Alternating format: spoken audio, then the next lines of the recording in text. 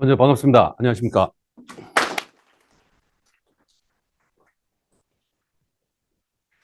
오늘따라 이 날씨가 많이 이렇게 추운데 이렇게 먼 길 찾아해 주셔서 정말 감사드리고요. 저는 뭐 아까 소개를 했는데 주로 뭐 평생을 저는 IT 디지털 쪽에서 일을 했고 이번에 일을 지난달 정확하게 한 달 전입니다. 7일 날부터 시작을 했습니다. 7, 8, 9, 13, 4일간 거기에 가서 뭐 이것저것 원래 제가 처음으로 사실은 제 개인 어떤 비용을 들여서 지금까지는 뭐 프로젝트의 파트로 뭐 현직에 있을 때는 또 출장비 끊어서 가고 그랬는데 개인적으로 가서 9시에 전시장에 가서 첫날이 10시부터 시작을 했습니다만은 6시까지 이 네 군데 전체 다 돌아본다는 게 정말 인간적으로 힘든 일입니다. 그래서 거의 하루에 한 2만 보 이상씩 다니면서 이것저것 참 많이 좀 느꼈고요. 그거를 좀 사실은 글을 좀 페이스북이나 올렸는데 우리 원장님이 보신 것 같아요. 그래서 그거를 좀 얘기해 달라 그래서 보신 분도 계시고 안 분 계시고 하니까 뭐 이따 자연스럽게 지금 여기 전시장에 지금 보면 여기에 지금 여 밑에 라스베가스 컨벤션 센터 그래서 줄여서 LVCC라고 그럽니다. 그래서 웨스트홀인데 이게 올해 주제가 여기 있듯이 다이브인이라고 그래서 뭔가 하여튼 몰입하자, 빠져보자, 다이빙하자는 그런 사실은 요 뒤에 AI라고 쓰면 딱 맞는 그런 어떤 주제가 아닐까. 원래 뭐 디자인하고 이런 것들을 싹 바꿨는데 여기 컨슈머 테크놀로지 어소시에이션 CTA가 이 전시회를 주최하는 주최 기관, 뭐 주최 조직입니다. 그래서 제가 이 AI 소년이 온다. 비행기 타고 가면서 제가 책을 노벨 문학상을 타셨잖아요. 그래서 사갖고 가서 저는 뭐 출장 가거나 그러면 소설이나 사실 좋은 건 많은데 가다 비행기 안에 지루하니까 보고 거기 가서 이제 안내해 주신 분이나 한국 분들이나 뭐 나눠줬는데 원래는 이 책을 제가 덜 봐서 다시 한국에 가져와서 지금 얼마 전에 제가 다 봤는데 참 약간의 광주 뭐 스토리지만 어떤 이 하나의 제목이 AI 소년이 온다. 뭐 이런 식으로 해서 한번 잡으면 어떨까. 얼핏 생각이 나서 그냥 큰 적이 없이 잡았고요. 이게 아마 여러분들 이게 우리 원장님 그 짧은 유튜브를 보고 제가 몇 개를 그냥 갈무리를 했는데 얘기에 타는 도선 쌤이 상당히 많은 어떤 항상 쓰셨던 그다음에 하와이에 가서 또 그 지역에 지방 총회를 하면서 그다음 형사단을 만들어서 여러 가지 어떤 그때 어려운 독립이라든지 국가 발전을 위해서 그다음에 요거는 보니까 재밌어서 제가 여권이 그때 이렇게 집조를 해서 근데 이 책 이걸 가지고 미국에 예를 들면 뭐 샌프란시스코를 가셨던데 하와이나 그쪽 이민국에서 이걸 읽었을까 하는 생각이 듭니다. 사실 영어가 아니라 한자지 않습니까? 그죠? 뭐 그래서 도 선생님이 미국에 가서 하와이, 그다음에 샌프란시스코에 가서 여러 가지 그때 어떤 새로운 세상을 만들자, 만들어 보자 하는 그런 어떤 생각. 또 제가 라스베가스에 가 CES에 가서 뭔가 AI 시대에 우리가 뭘 해야 될 것인가 고민했던 부분이 조금 비슷한 부분이 있지 않을까 싶어서 제가 그냥 몇 장 찍어봤고요. 이게 사실은 좀 가볍게 제가 그냥 시작을 하려고 첫날 첫날 이거 앞에 넓은 마당에 있는데 뭐 이런 이렇게 기다리면서 지나가다 보니까 이렇게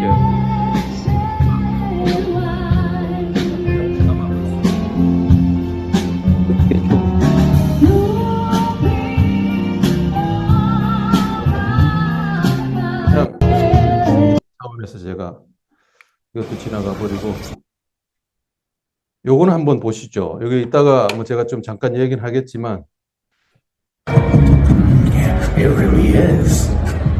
어떤 우리나라 국내 기업의 전시장에 이렇게 애니메이션을 만들어서 자기 회사를 홍보하는 분위기가 마음을 이야기를 하는데 Recommend someone to watch. 뭐 사진이 나오네요.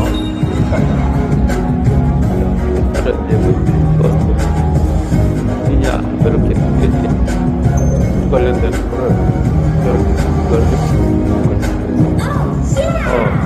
뭐 이렇게 자연스럽게 이제 가전이 AI와 융합되는 일종의 한 개 사례를 보여주려고 LG가 이걸 만들었더라고요. 그래서 그냥 CES는 뭐 대부분 아시겠지만 좀 역사는 좀 됩니다. 사실 67년도부터 됐지만 그거는 그냥 그때 말 그대로 이게 뉴욕이나 그때 했었던 거 실제로는 95년도부터 그때 지금 30년째 라스베가스에서 지금 진행을 하고 있는 그렇지만 이 독일의 이파나 이렇게 컴덱스랑 뭔가 차별이 안 되니까 2000년대 중반에 오면서는 이제 완전히 이제 기술 전시의 중심으로 이렇게 바꾸어서 뭐 지금에 이르고 있는 그래서 시기적으로 가장 연초에 있어서 그 해의 어떤 기술 동향, 비즈니스 동향을 보는 전시회로 자리매김을 했습니다. 이게 뭐 다녀오신 분들은 다 알고 한데 워낙 그 아까 말한 크다고 제가 말씀을 드렸는데요. 아까 사진에 있었던 데는 요 이렇게 웨스트홀이라고 그래서 요 공간입니다. 주로 여기는 저 모빌리티 자동차 전시 모터쇼가 되는 공간이 저기인데 센츄럴이라고 해서 메인 홀입니다. 여기 아까 LG전자가 딱 입구에 매년 LG전자가 입구에 자리를 잡아서 그 해의 하나의 시그널 같은 뭐 그런 어떤 전시 공간이고 사우스 홀, 그다음에 여기 노스 북쪽에 여기에 AI 홀도 있고 뭐 그래서 요 전체를 통틀어서 테크 이스트라 그러는데 코엑스 같은 그런 거가 한 서너 개 좀 몰려 있다 이렇게 보시면 될 것 같습니다. 근데 불행하게도 원래 이게 이 앞에 아직 공사도 막 진행 중이고 그래서 약간은 좀 작년에 재작년에 비해서는 좀 약간은 공사나 이런 것 때문에 제약이 좀 있었지만 그다음에 사우스는 여기서 버스를 타고 셔틀 버스 타 아리아까지 한 20분 실제 거리는 한 뭐 5, 6km 좀 밖에 안 될 텐데 주로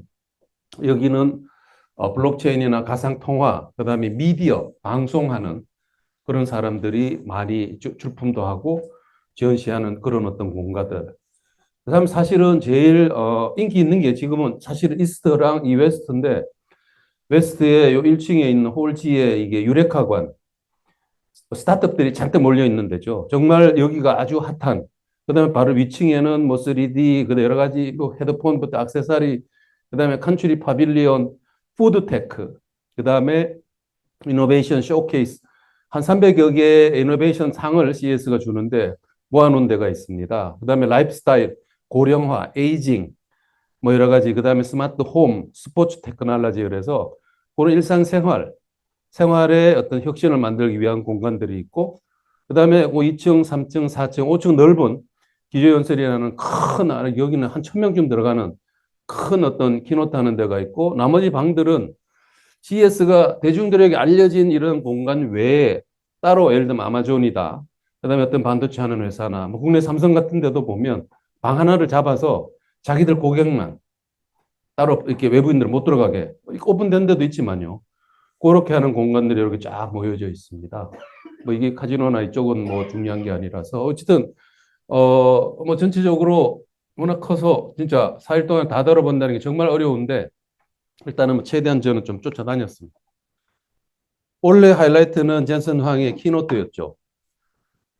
그래서 이 엔비디아라는 회사를 만들어서 93년도에 NV1이라고 하는 그래픽 칩, 그래픽 보드죠. 보드를 만들어서 지금까지 99년, 2000년 상당히 업력이 상당히 되는 거죠. 한 30년, 30년이 넘는 기간 동안에 엔비디아를 키워오면서 정말 이 젠슨 황이 많은 어떤 그래픽의 신화를 만드는 드디어 이제 GPS 이 GPU 시대가 되면서 특히 이번에 RTX 50 시리즈 뭐 지난주부터인가 이제 팔기 시작했죠. 여러 가지 여기 가격은 저희가 얘기를 하면서 했지만 뭐 그보다는 웃돈을 얹어가지고 지금 많이 팔리고 있다고 얘기를 들었습니다.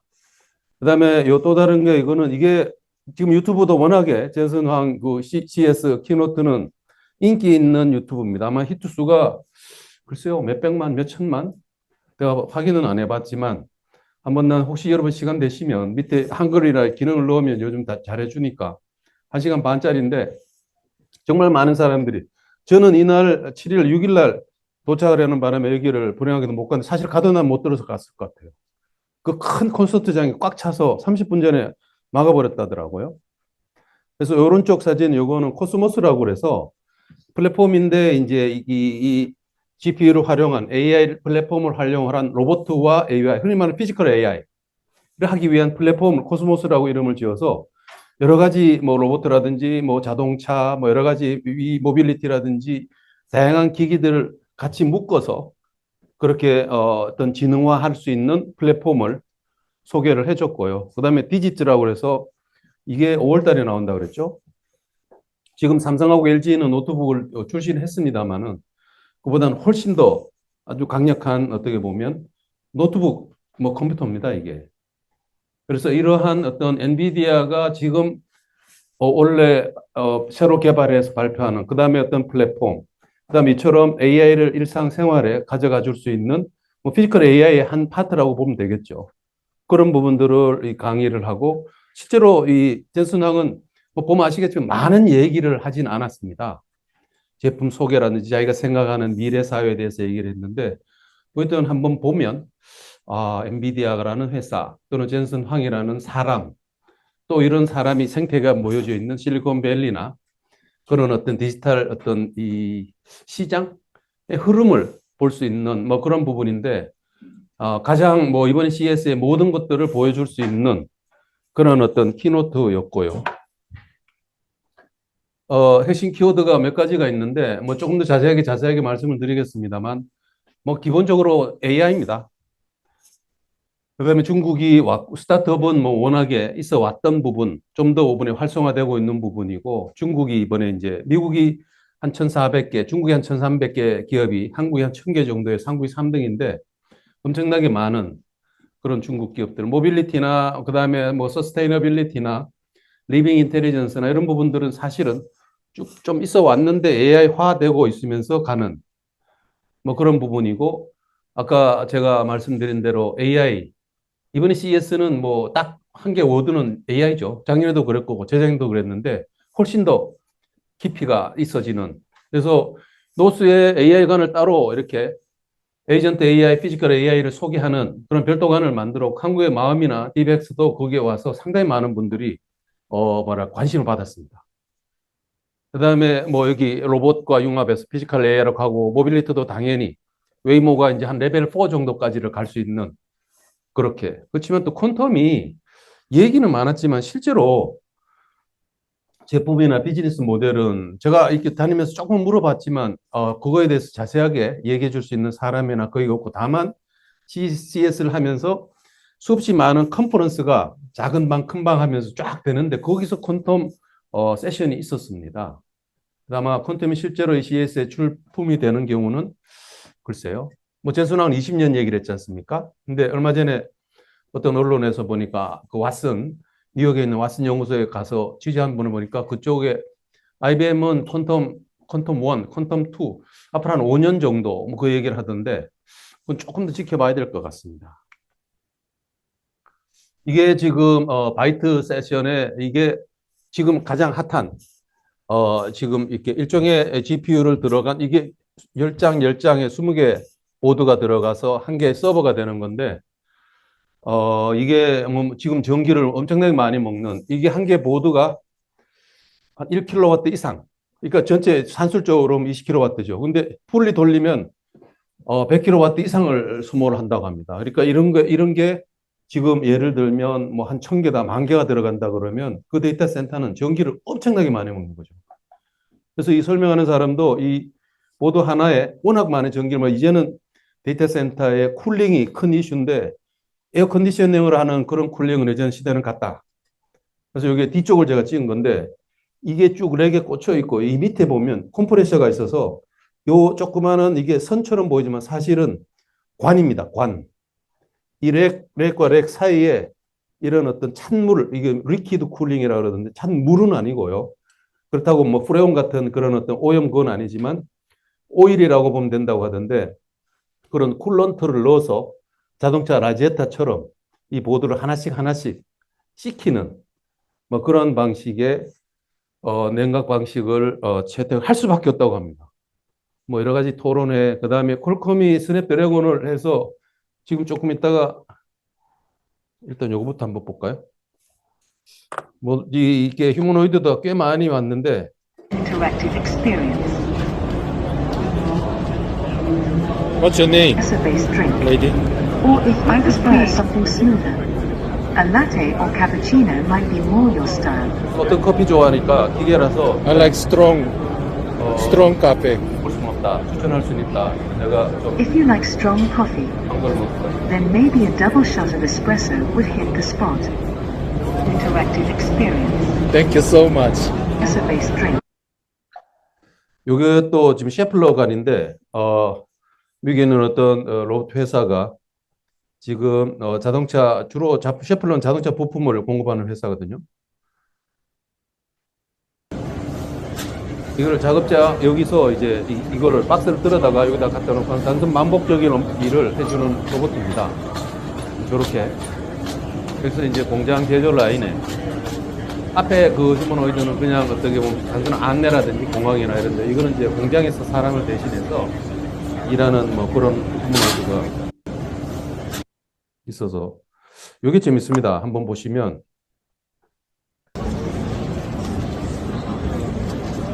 유니트리라고 하는 회사인데요. 중국 회사. 거의 어떤 기본적인 플랫폼으로 또 연구자 그 차고 그래도 약간 발딱발딱 일어나고, 그러니까 기본적으로 4족이든 2족이든 기계로서의 로봇은 이제는 거의 완성이 됐고, 그쪽 시장은 중국이 거의 지금 뭐 미국의 보스턴 다이나믹스나 한국도 레인보우 로봇이나 많이 있지만 가격 면이나 이런 면에서 봤을 때는 기술의 완성도나 이런 부분은 차이가 나겠지만, 이게 여기서 제가 중간에 퀴즈를 내면 제가 선물을 좀 드리겠습니다. 요거 얼마 할까요? 요 로봇 단순한 기능입니다. 이거는 아주 단순한 기능인데 좀 더 낮추세요. 500 언더입니다. 빙고.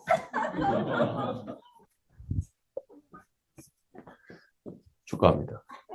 이게 지금 제가 뭐 작년에 1년 전에 뭐 때문에 로봇 한 마리를 빌렸는데 그게 하나가 1억을 한다는 걸 ADD의 거를 제가 빌려서 개인적인 용도로 약간은 좀 썼는데 300만 원.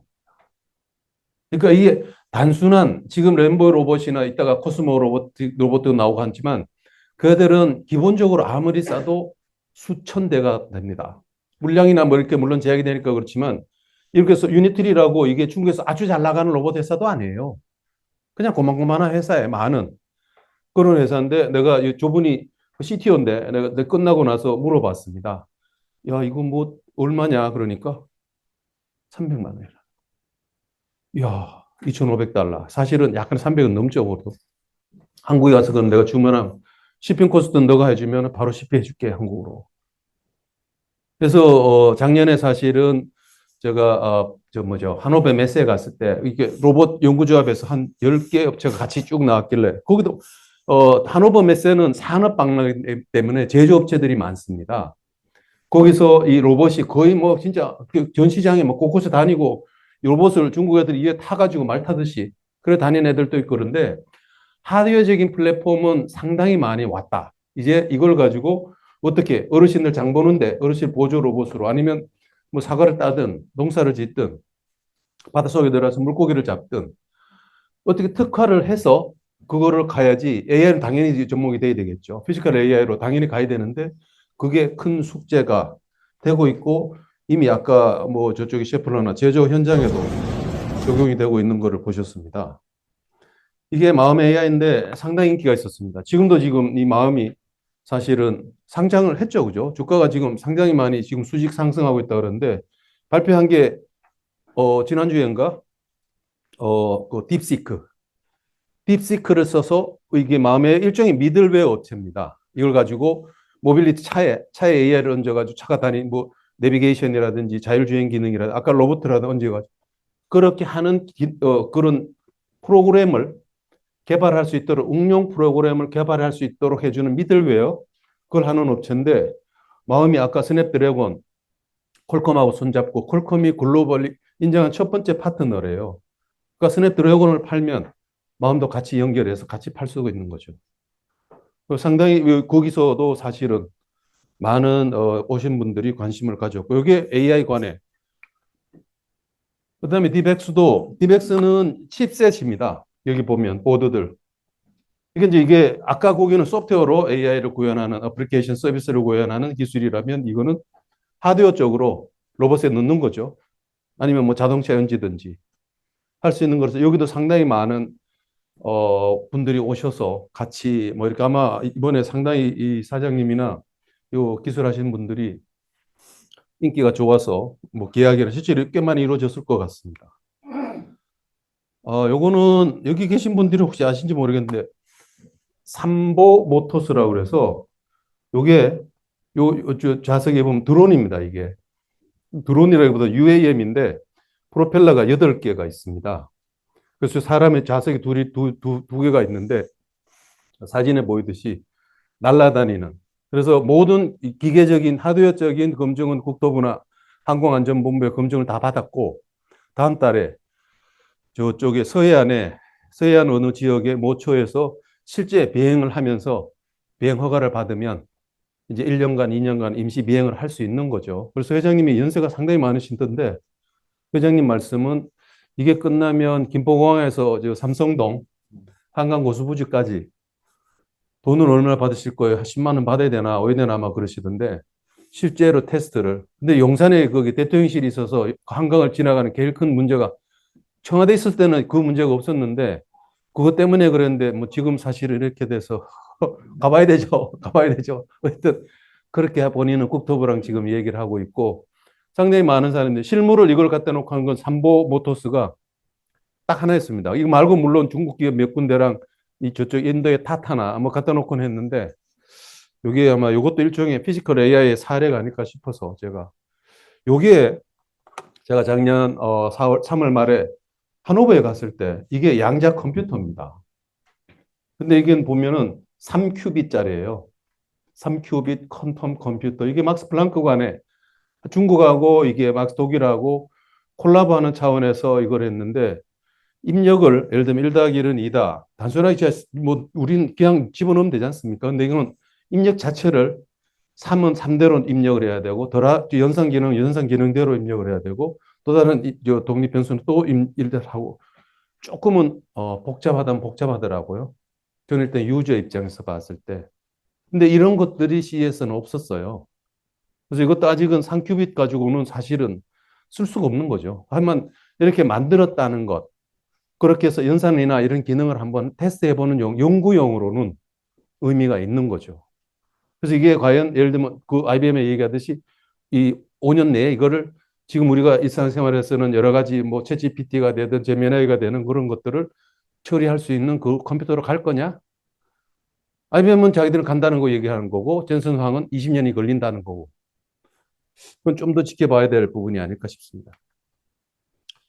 AI 얘기였고요. 스타트업인데 유레카관이라고 그래서 독특한 아까 말한 베네티안관이라고 해서 아주 큰 전시장에 거기에 1층에 주로 있는데 10여 년 전에 프랑스가 이게 CES가 좀 그들만의 잔치, 못되든 소니나 삼성이나 뭐 여러 가지 어떤 그런 대기업들이 자기들 제품이나 기술을 소개하는 그런 당신들이 돈 많은 기업들이 와서 쇼하는 거 아니냐 비판을 좀 했어요. 그러면서 이 새로운 스타트업들이나 중소기업, 명세기업들도 여기 참여할 수 있도록 좀 도와달라.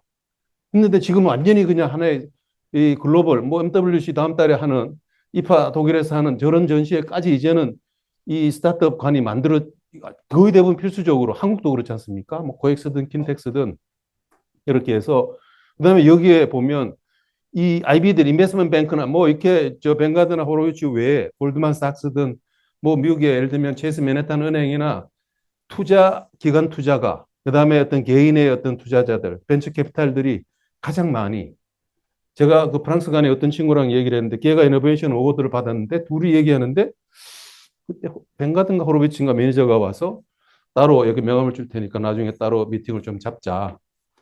그래서 이게 비즈니스가 어느 정도 이 모델이 되는 건 투자자들이 와서 바로 그 자리에서 물론 캐시를 싸주는 건 아니지만 그런 하나 연결을 해주는 그런 채널로 그다음에 한국이 뭐 가장 많았어요 사실은 숫자적으로 퀄리티를 떠나서 미국도 뭐 연방정부 주정부 뭐 그쪽에 하와이 정부 뭐 주정부도 꽤 많이 나왔고 연방의 거의 모든 연방의 부처들이 참여를 그다음에 프랑스는 뭐 가장 체계적으로 하는 데가 프랑스입니다. 이스라엘 아프리카까지. 그래서 뭐 다는 아닌데 제가 몇 장을 찍어봤는데 이게 유레카 파크라 그래서 이 전체 그 1층에 여기 막 오밀조밀하게 다다다다다다 워낙 많습니다. 그래서 이게 이제 미국의 연방기관이 여기 와서 뭐 나사가 되든지 뭐 특허청이나 상무부나 뭐 이렇게 많은 미국의 SBB나 많은 저 부처나 기관들이 여기 와서 우리가 스타트업들을 어떻게 지원할 것인가.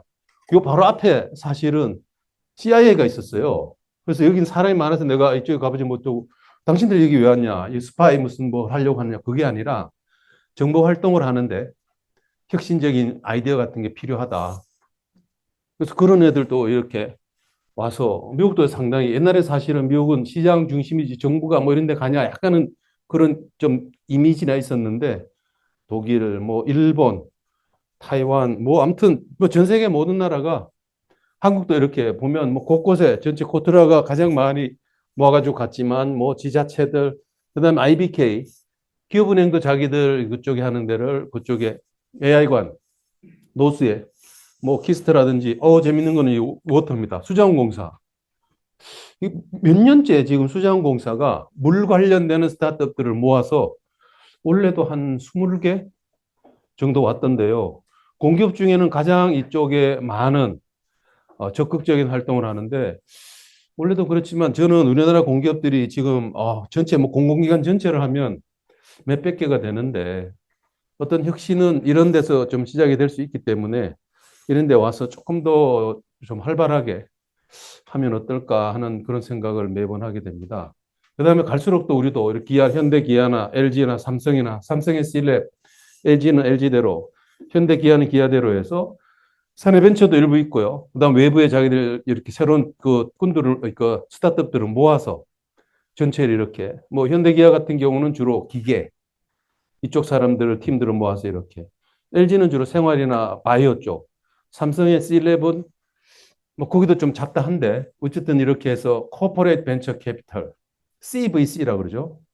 그래서 그런 것들이 아니 한국뿐만이 아니라 다른 나라 대기업들도 꽤 많이 이제 왜냐하면 그 큰 관의 LG다 삼성이다 거기도 사람들이 많이 오지만 여기에 아까 말한 투자자라든지 사람들이 더 많이 오니까 이쪽에 홍보도 하고 또 비즈니스랑 연결하는 그런 측면에서도 활동을 하고 이게 아까 말하는 발라초 호텔 개별적으로 아마존은 자기들이 이쪽에 부스 조그만 하겠지만 자기들이 이쪽에 쫙 복도에 가면 좌우에 방들이 있습니다. 그래서 그 방에 VIP 고객이나 자기들 그 그룹 소수적인 사람들만 이렇게 모아서 조금은 좀 음침한 분위기인데 하여튼 뭐 그런 데도 있어서 제가 이게 수없이 쫓아다니면서 몇몇 사람들 일본 요 사람들은 이번 내일은 아니고 다음 주에 한국에 옵니다.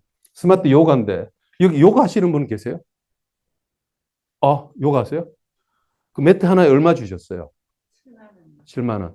요 사람들이 250달러인데 그러니까 한 40만 원이죠. 요 돌 들고 있는 요건데 똑같아요. 생긴 게. 근데 그 속에다 센서를 넣어서 앉은 자세나 눕는 자세나 그 할 때 센서가 측정을 해서 여기 모니터가 있는데 거기서 자세가 맞아요. 그러니까 앱을 깔면 카메라를 켜면 또 카메라 그것도 해서 이분은 요가 선생님 강사 이분은 전자공학을 하신 엔지니어인데 두 사람이 창업을 했대요. 그래서 이번에 이분이 아마 한국에 다음 주에 와서 한국에 그래서 그거를 일본에서도 봐줄 수 있는 거예요. 학원에 이제 옛날에 코로나 때문에 집에서 많이 했는데 뭐 그것 때문에 이걸 개발했다고 하더라고요, 이 사람이. 자기도 건강이 안 좋아가지고 개발하느라고 뭐 요런 요런 것도 있고요. 요건 이따가 그다음에 또 이스라엘 할아버지. 이분이 뒤에 가면 있던가. 그 뭐 너무 좀 소소하게 중국 아까 제가 말씀드렸습니다. 그래서 이게 사실은 후아웨이나 뭐 세계 삼성이랑 경쟁하는 세계적인 기업이죠. 하이얼도 가전, 세탁기, 뭐 냉장고, 알리바바, 텐센트, 샤오미 그런 어떤 진짜 글로벌 큰 플레이어들이 이번에 안 왔지만 엄청나게 많이 왔습니다. 이 센전 중심이지만 뭐 샹하이 무슨 뭐 수조우 이번에 어디입니까? 딥시크가 있었던 항저우도 그렇고 충칭이나 할빈 중국 전역에서 엄청나게 많이 왔고 이노베이션 어워드도 몇 개를 받았어요. 기술력도 상당한 얘기죠. 딥시크는 뒤에가 조금 얘기를 하겠습니다. 이렇게 해서 이게 사우스 2층에 거기에 거기 한국 기업도 꽤 있었지만 그 넓은 코엑스 전체 현관 같은 데다가 중국을 물론 여기만 아니라 모든 전 시장에 있었지만 가장 많이 모아놓은 데가 여기인데 엄청나게 정말 많은 중국 기업들이 모여서 아예 차이나 뭐 파빌리온 이런 식으로 미국하고 중국하고 지금 뭐 서로 경쟁을 하는데 아예 국가 간을 이렇게 만들어서 상당히 아무튼 앞으로도 계속 뭐 딥시크나 이것도 바로 앞에 타이완도 뭐 자동차 뭐 이런 칩이라든지 이렇게 착착착 몇 개 조그만하게 해서 같이 한편으로는 보면 협력하는 것 같기도 하고 제가 타이완 저쪽 가서 이쪽 앞에 중국 애들이 저렇게 떼거리로 오는데 어떠냐 그러니까 아 사실은 좀 신경 쓰인다 좀 그런 얘기를 좀 하시더라고요. 뭐 이게 다 그런데 이번에 TCL하고 저쪽 하이센스라고 하는 가전업체가 AI 접목을 해서 뭐 조그만 이 토이 로봇들을 접목을 해서 피지컬 AI 모습을 좀 보여주고 있는데 이제 크기 전쟁, 그러니까 OLED의 이 크기 전쟁은 지금 요게 몇 인지 모르겠습니다만 TCL하고 하이센스라고 해서 거기 167인치 가장 큰 OLED 브라운관을 전시를 해서 삼성하고 LG는 한 120인치 크기 경쟁은 중국이 이제 앞서가는 것 같습니다. 근데 여러 가지 콘텐츠나 이런 걸 만드는 거는 아직은 따라가지 못하고 그 다음에 이 지커라고 하는 요차 001 FR 이거는 올 하반기 한국에 저게 3만 달러 좀 얘기를 하고 있다. 가격은 아직 책정을 안 했는데 출시한다고 합니다. 이번에 뭐 저 뭡니까 BID나 앞으로 전기차는 뭐 많이 한국에 올 것 같고요. 여기 아까 혼자 타는 드론 이 사람이 헬리콥터 조종사였답니다. 중국인 민군에. 그래서 이거 실제 이것도 실물인데 시핑이라고 해서 여기도 저 센젠 쪽에 있다고 하던데 실제 타는 그런 어떤 비행기 뭐 아무튼 중국이 이제 기술적으로 상당히 많이 혹시 여기 당뇨로 고생하시는 분이 아마 계실 것 같은데 요거 아직 팔진 않는다고 하는데요.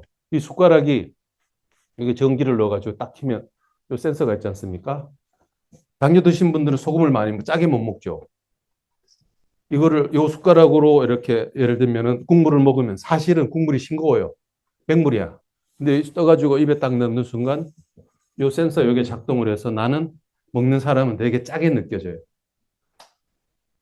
그렇게 해서 요거를 당뇨나 그렇게 나트륨 관리를 해야 되는 분들을 위한 그래서 이노베이션 어워드를 받은 거고요.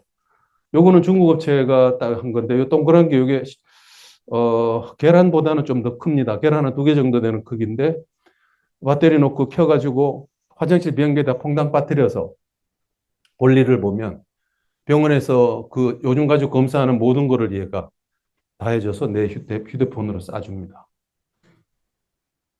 요거는 요 앞에 빛으로 해서 애완동물이 강아지나 고양이나 가장 많이 죽는 게 암이라고 그러는데 그런 질병 암 진단기 앞에 이렇게 빛이 쏴져서 반사대를 가지고 암 징후가 있는지 없는지 뭐 그런 거를 봐주는 그런 거고 요거는 뭐 저 중고등학생 과학 실험하는 이거는 바다에 이게 조개처럼 생겼죠.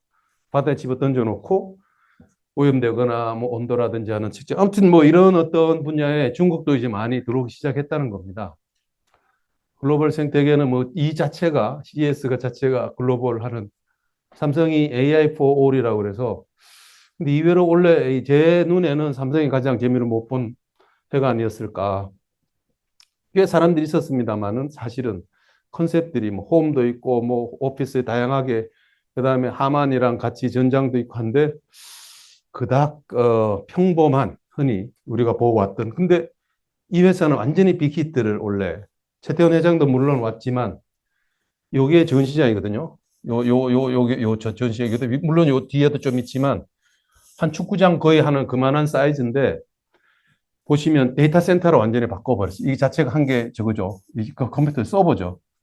요 입구로 들어가면 그 안에 엔비디아랑 같이 손잡고 하는 뭐 여러 가지 하이밴드 메모리, HBM이나 여러 가지 칩셋이나 그다음에 이게 폭포수입니다. 물로 이렇게 히팅을 물로 여기는 따로 파이프를 돌리는 게 아니라 물에 서버를 이쪽에 서버를 담궈버리더라고요. 물은 아니고 사실은 저게 기름인데 그렇게 해서 아주 컨셉 자체를 완전히 그냥 데이터 센터로 가장 지금 핫한 게 데이터 센터 부분이라서 그 컨셉으로 해서 상당히 많은 분들이 인기가 아주 LG, 삼성, 예를 들면은 SK 세 개 놓고 보면 SK가 가장 많은 AI 지금 전체 컨셉에 맞는 전시를 한 것 같습니다. 그래서 많은 분들의 관심을 받았고, 뭐 LG도 아까 보셨고요. 뭐 모비스라든지 현대는 자기는 안 나오고 모비스를 내보냈고, LG는 또 이노텍은 따로 또 저렇게. 여기 아까 제가 어디서 내셔널 사이언스 파운데이션 그래서 NSF인데 나는 뭐 SF라고 해서 그것 때문에 사실은 갔더니 NSF가 내셔널 슬립 파운데이션이에요. 수면 재단. 그래서 여기서 여러 가지 이 잠을 잘 자기 위한 숙면을 하는 표준, 기준, 제품의 어떤 인증 같은 거 해주는 82년에 생겼답니다. 제가 83학번인데 제가 대학 가는 것보다 그 전에 생겨서 이미 미국은 이 수면, 잠을 잘 자는 분야에 대해서 여기 있는 뭐 회사들이 다 이 파운데이션의 멤버들인데 뭔가 이 사회 문제, 고령화라든지 뭐 어떤 건강 문제에 대해서 이거는 코스모 로보틱스가 이제 입는 로봇, 장애인이나 이런 분들이 입는 로봇은 여기 따로 이렇게 있어서 제가 이거는 어떤 생활 라이프스타일 분야에 대해서 여기 나오네요. 내가 이거 뺄까 말까 망설였는데 이건 잘한 것 같습니다. 이게 우미야라고 우미야닷컴 혹시 이게 미장원이나 손톱 소지하는 데 관심 있는 분이 있으면 여기 AI를 써서 그 머신러닝을 손톱 사진을 여기다가 요 앞에 모니터에 있는데 처음에 이분이 지금 손에 집어넣어서 그런데 모니터에 왼손 오른손 몇째 손가락에다 착을 하면 고단 단계로 손가락이 굵다 작다 이런 게 나옵니다. 그럼 손가락을 거기다 딱 집어넣으면 여기서 이제 카메라가 나와서 쫙 촬영을 해요. 손가락 그 부분을. 그렇게 해서 과거에 이게 머신러닝 된 거에 맞춰서 손톱 소재를 해줍니다. 그래서 상당히 많은 여성분들이 이거 남자를 했더냐 그러니까 되던데 이 줄이 쫙 뒤에 있는데 너무 기다려가지고 시간을 많이 보낸 것 같아서 여기 또 제가 하나, 이것도 퀴즈를 하나. 조 손톱 소재계. 제가 한국에 오자마자 친구 그 부인이 하는 미장원 그 친구한테 이거 소개해주고 빨리 주문을 웨이팅 리스트에 올려라. 1,000개를 제작한대요. 밴쿠버에 이 회사가 있는데 그 회사가 대만계 여자분이더라고요. 3명이 창업을 했는데 어떤 요 시에서 처음 이제 자기들이 공개하는 건데 이때 주문을 받아서 1,000개 제작해서 shipping해 줄게 뭐 그랬는데 얼마쯤 할까요? 예? 아니 기업인 아니고요. 기계 하나. 요게 칼라 프린터 있잖아요. 이거 레이저 프린터. 그만하다고 생각하시면 됩니다. 300은 조금 더 쓰셔야 돼요. 500도 요거는 나도 그래서 조금 놀랐는데 올라갑니다. 좀 더 써보시면 어떨까요? 조금 더. 누가 방금 2,500 그랬어요? 야, 정확하십니다. 아이고, 축하합니다. 이거 나는 왜 이렇게 비싼지 모르겠는데, 어떤 이 설명은, 이 엔지니어의 설명은 이게 AI 기능을 추가해서 단순하게 손가락 놓고 하면 이게 뭐 여러 가지 피를 낼 수도 있고, 손톱이라는 게 좀 민감하지 않습니까? 너무 많이 깎아버리면 안 되고, 그래서 되게 정밀한, 이 안에 손가락 얹고 하는 요 센서, 그 다음에 측정하고, 그 다음에 AI 기능을 넣고 그래서 아무튼 그 자기도 저 여자 CTO 요분인데 요분하고 또 다른 분이 있는데 미장원 은행 여성들이 많이 가는 거기에다가 요걸 갖다 놓고 돈을 받아도 되고 아니면 그냥 고객 서비스 차원에서 해도 되고 그거는 뭐 사가는 사람들이 각자 쓰기 나름이다.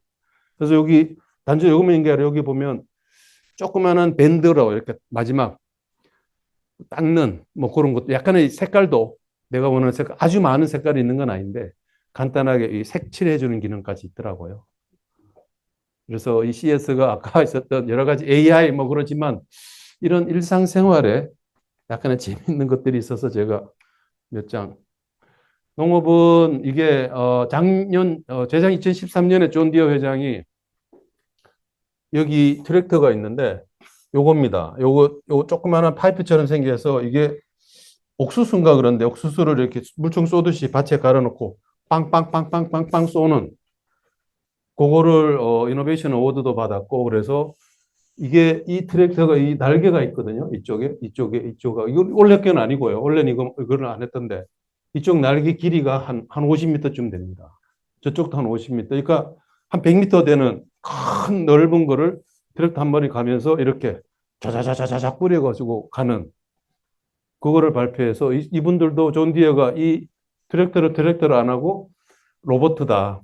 사람이 안 타고 GPS를 가지고 지가 혼자 낮이든 밤이든 걔들 땅이 넓으니까 혼자 씨를 뿌리고 뭐 하는 그런 거를 전시를 했고 요건 원래 건데 뭐 작은 거죠. 저 기능은 없는.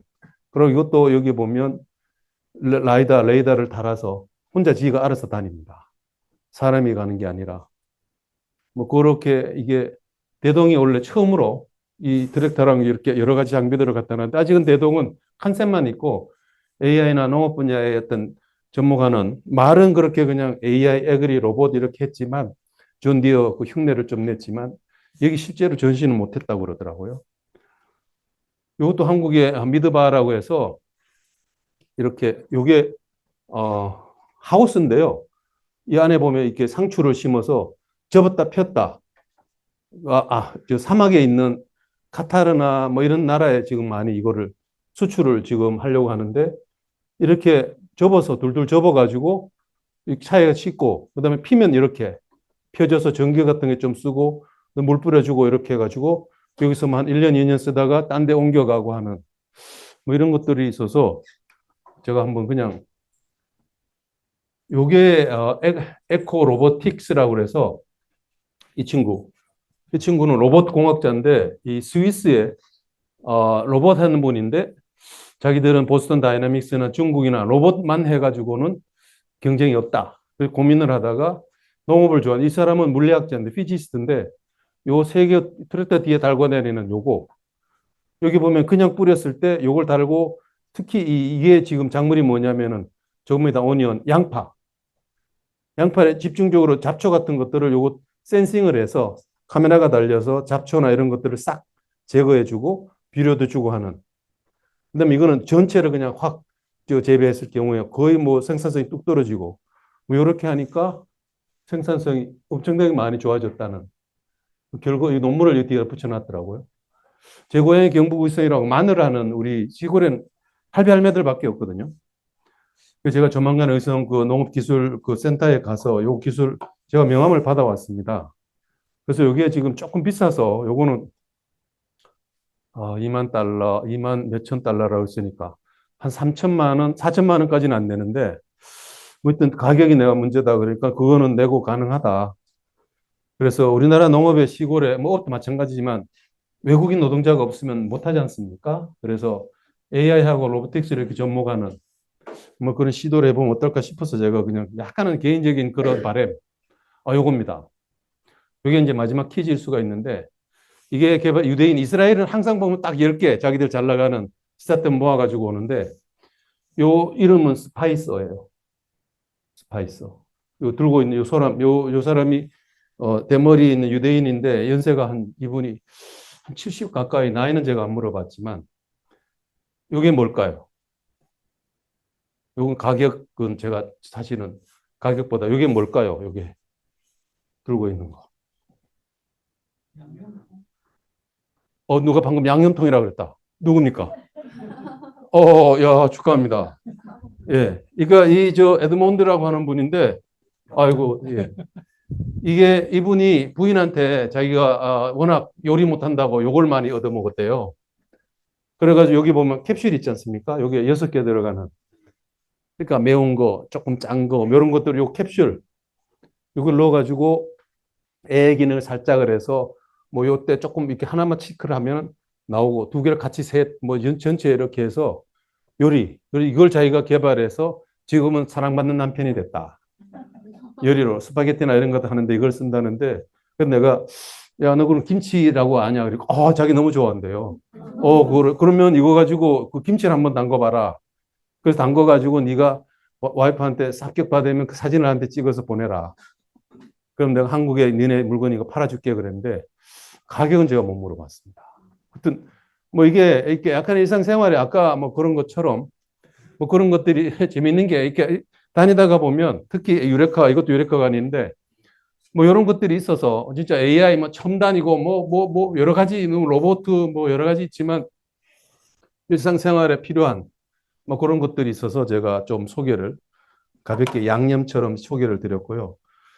바로 그 다음 주에 이제 다보스에 있어서 원래 주제가 Collaboration for the Intelligent Age라 그래서 AI 시대 협력 주제로 해서 오늘은 경기도 지사님이 가셨죠. 많은 분들이 원래는 못 갔는데 세계 경제는 이렇게 다시 성장을 해보자. 디지털이나 AI를 주제렛대로 삼아서. 그래서 어떻게 이 AI 시대에 인더스트리가 적용을 해야 되느냐. 여전히 사람이다. 그 다음에 뭐 이렇게 이 온난화, 지구 변화, 여러 가지 어떤 ESG. 마지막으로는 글로벌리도 한국만 이렇게 뭐 이렇게 지금 탄핵이고 이렇게 트러스트가 신뢰가 무너졌지만 글로벌리도 이 신뢰 문제를 어떻게 다시 할 거냐 이렇게 해서 뭐 한 매년 하죠. 다보스죠 마을에 모여서. 그래서 제가 그냥 한번 같은 맥락이라서 한번 제가 거기 가서 트럼프 대통령이 취임을 해서 뭐 이건 제가 좀 지나가겠습니다. 마지막으로 제가 이렇게 딥식은 갔다 와서 다음 주인가요? 이게 주 LLM 모델을 R1을 딥시크에서 개발을 해서 소개하는 바람에 바로 그 다음 날이었죠. 정말 막 이거 보면 엔비디아 주가가 17%가 빠졌어요. 840조가 날라갔습니다. 하루 만에. 지금도 여전히 우리나라 삼성이나 뭐 하이닉스나 모든 기업들이 지금 이것 때문에 엄청나게 많은 어떻게 보면 어려움이고 경쟁이죠. 어떻게 보면 너무 이 사전학습 미리 러닝을 할 때 V3 모델을 써서 값싸게 데이터를 자동적으로 만들고 증강을 만들고 제일 큰 건 사고 때 디스틸레이션 이제는 뭐 저 말이 아예 설명이 필요 없이 그다음에 전문가를 특정 분야만 이렇게 제가 요즘 ChatGPT 4.45를 쓰는데 개발비가 20분 1밖에 안 들었다는 거 아닙니까? 이런 어떤 아주 초효율, 초저비용 그런 어떤 기법을 써서 근데 나는 좀 말만 좀 하지 말고 여러 가지 언론에서 그런데 좀 허깅 페이스나 나는 이런데 실제로 이거를 좀 다운을 받아서 왜냐면 오픈을 해버렸기 때문에 이 좀 더 또 그런 게 자신 있다는 얘기죠. 그렇게 해서 너네들이 이걸 소스로 가져가서 검증을 한번 해봐라. 그래 발전을 시켜라. 그렇게 해서 자신 있다는 정말 이건 보면은 이 바로 다음 슬라이드에 요 개발자가 나오는데 어떤 나는 검증을 해야 되고 여러 가지 스타트업 분야나 AI 비즈니스 모델이나 인프라 생태계 같은 걸 만드는 사실 좀 원론적인 이야기인데요. 이렇게 양문봉, 우리 한국식으로 말하면 량원팡, 이 85년생, 진짜 이게 절강저 항주의 저장대학, 뭐 물론 지역에서는 명문대학인데 07학번, 석사까지밖에 안 했는데 여러 가지 이 펀드를 만들어서 운영을 해서 그걸 가지고 지금 작년 재작년 2010년, 13년에 딥시크를 창립을 했다는 거 아닙니까? 직원이 140명. 뭐 지금 오픈AI는 2,000명이 넘어가는 그런 대기업인데. 그래서 물론 그 전에부터 이미 엔비디아의 GPU를 써서 여러 가지 이 클러스터를 만들었지만, 이 사람이 같이 개발한 개발자들이나 정말 엄청난 일을 지금 중국이, 했죠. 그래서 정말 지금 제일 큰 게 그때 저 딥식도 그렇지만 15만 개가 있다는 거 아닙니까? GPU가 H100이 한 5천만 원 합니다. 근데 벌써 이게 이 마이크로소프트는 오픈 AI를 같이 해서 그다음에 메타, 이 페이스북은 아주 압도적으로 15만 대나 갖고 있습니다. 우리나라는 이걸 아직 정확한 통계는 아니지만 어떤 사람이 2천 개, 많아야 만 개라는 거예요. 한 개 회사가 15만 개를 갖고 있습니다. 그다음에 이 밑에도 보면 이게 뭐 구글이고 아마존 뭐라 그랬는데 텐센트. 중국에서 가장 AI를 오랫동안 회사는 텐센트입니다. 5만 개. 그다음에 여기 바이두도 3만 개.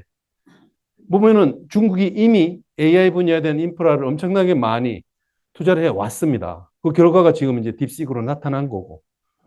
가격도 보면 이게 코인을 지금 AI를 러닝을 하려면 결국 토큰이죠.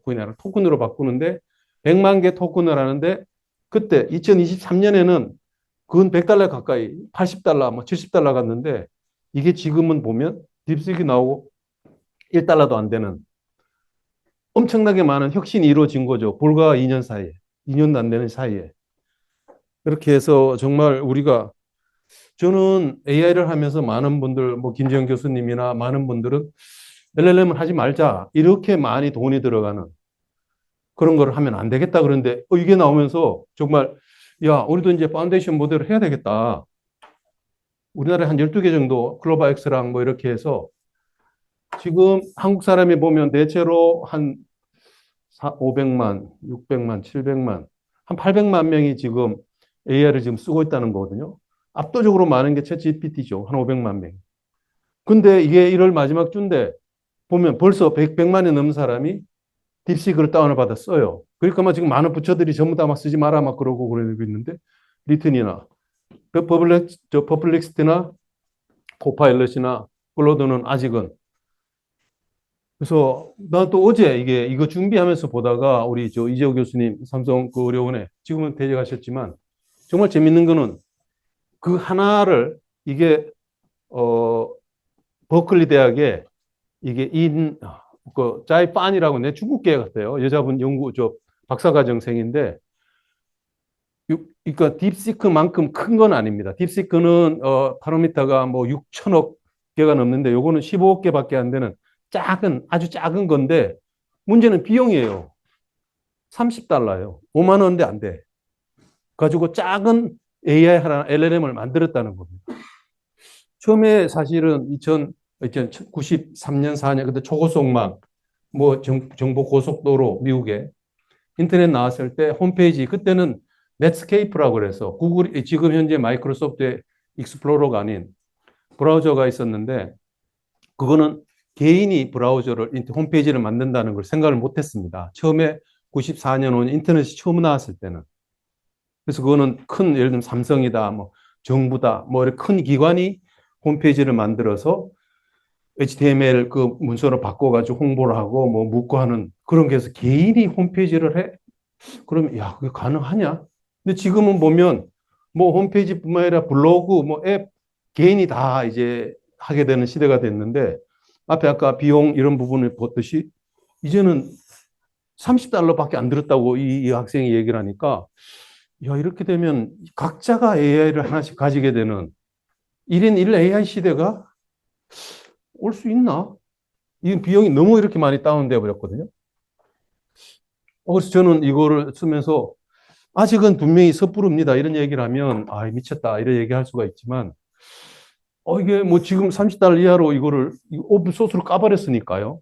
그걸 가져가서 나는 좀 그 뭐 이렇게 1인 1 AI 만들어주는 회사 만들어서 하나 만들어주고 뭐 예를 들면 만 원, 2만 원 받으면 그것도 될 수도 있겠다 이런 걸 보면 그래서 제가 AI 소년이 온다 이걸 하면서 야 이거 꿈 같은 이야기인데 지금 뭐 챗GPT나 이렇게 크게 돈 많이 드는 거 이거는 조 단위 이상 있었거든요.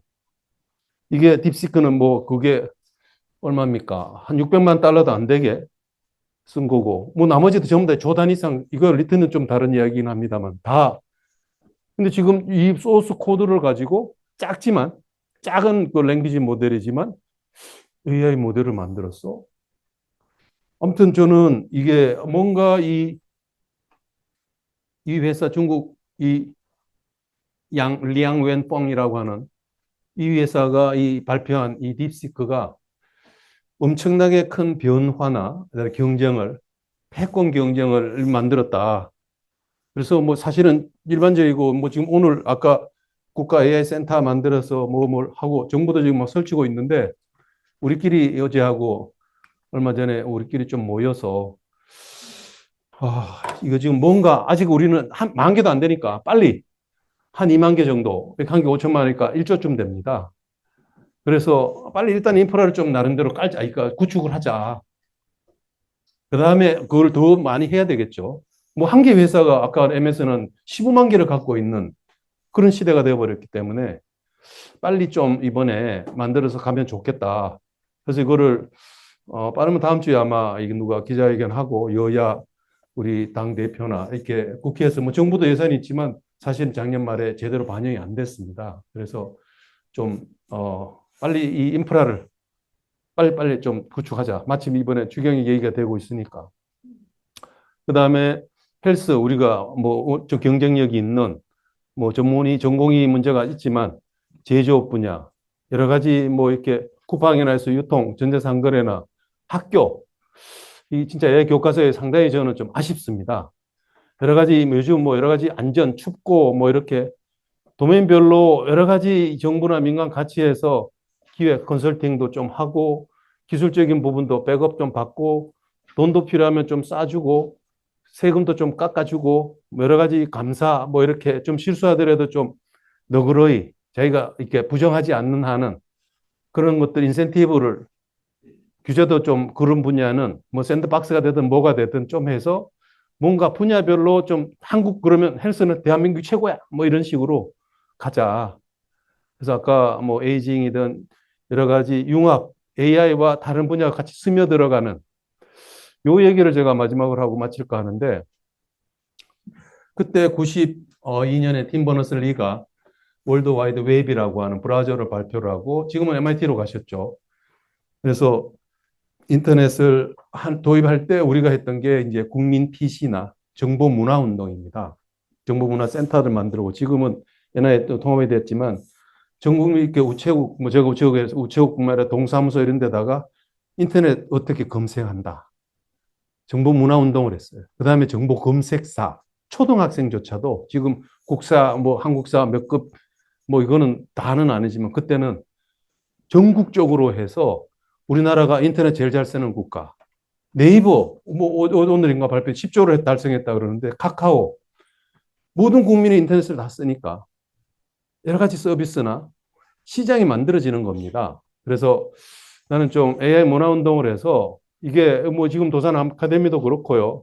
일단 시민운동 차원에서 뭐 학교나 지자체 여러 그렇게 세계에서 좀 AI를 가장 잘 5천만 국민이 AI를 기본적으로 알고 내가 맞는 내가 뭐 회사 다닌다 집에서 뭐 요리를 한다 뭐 어르신들이 노래를 그림을 뭐가 되든 내가 필요한 그 용도로 파트너로 AI를 잘 쓰는 국가가 우리가 되면 엄청난 이게 이런 분야에 자극이 되고 피드백이 되고 해서 올라가지 않겠나. 어차피 AI 시대가 왔기 때문에 그런 거를 좀 했으면 좋겠다. 요즘 사실은 작년 말부터 제가 글도 좀 쓰고 이리저리 가면서 그런 얘기를 좀 하는데 많은 분들이 얘기를 하면 공감을 좀 하세요.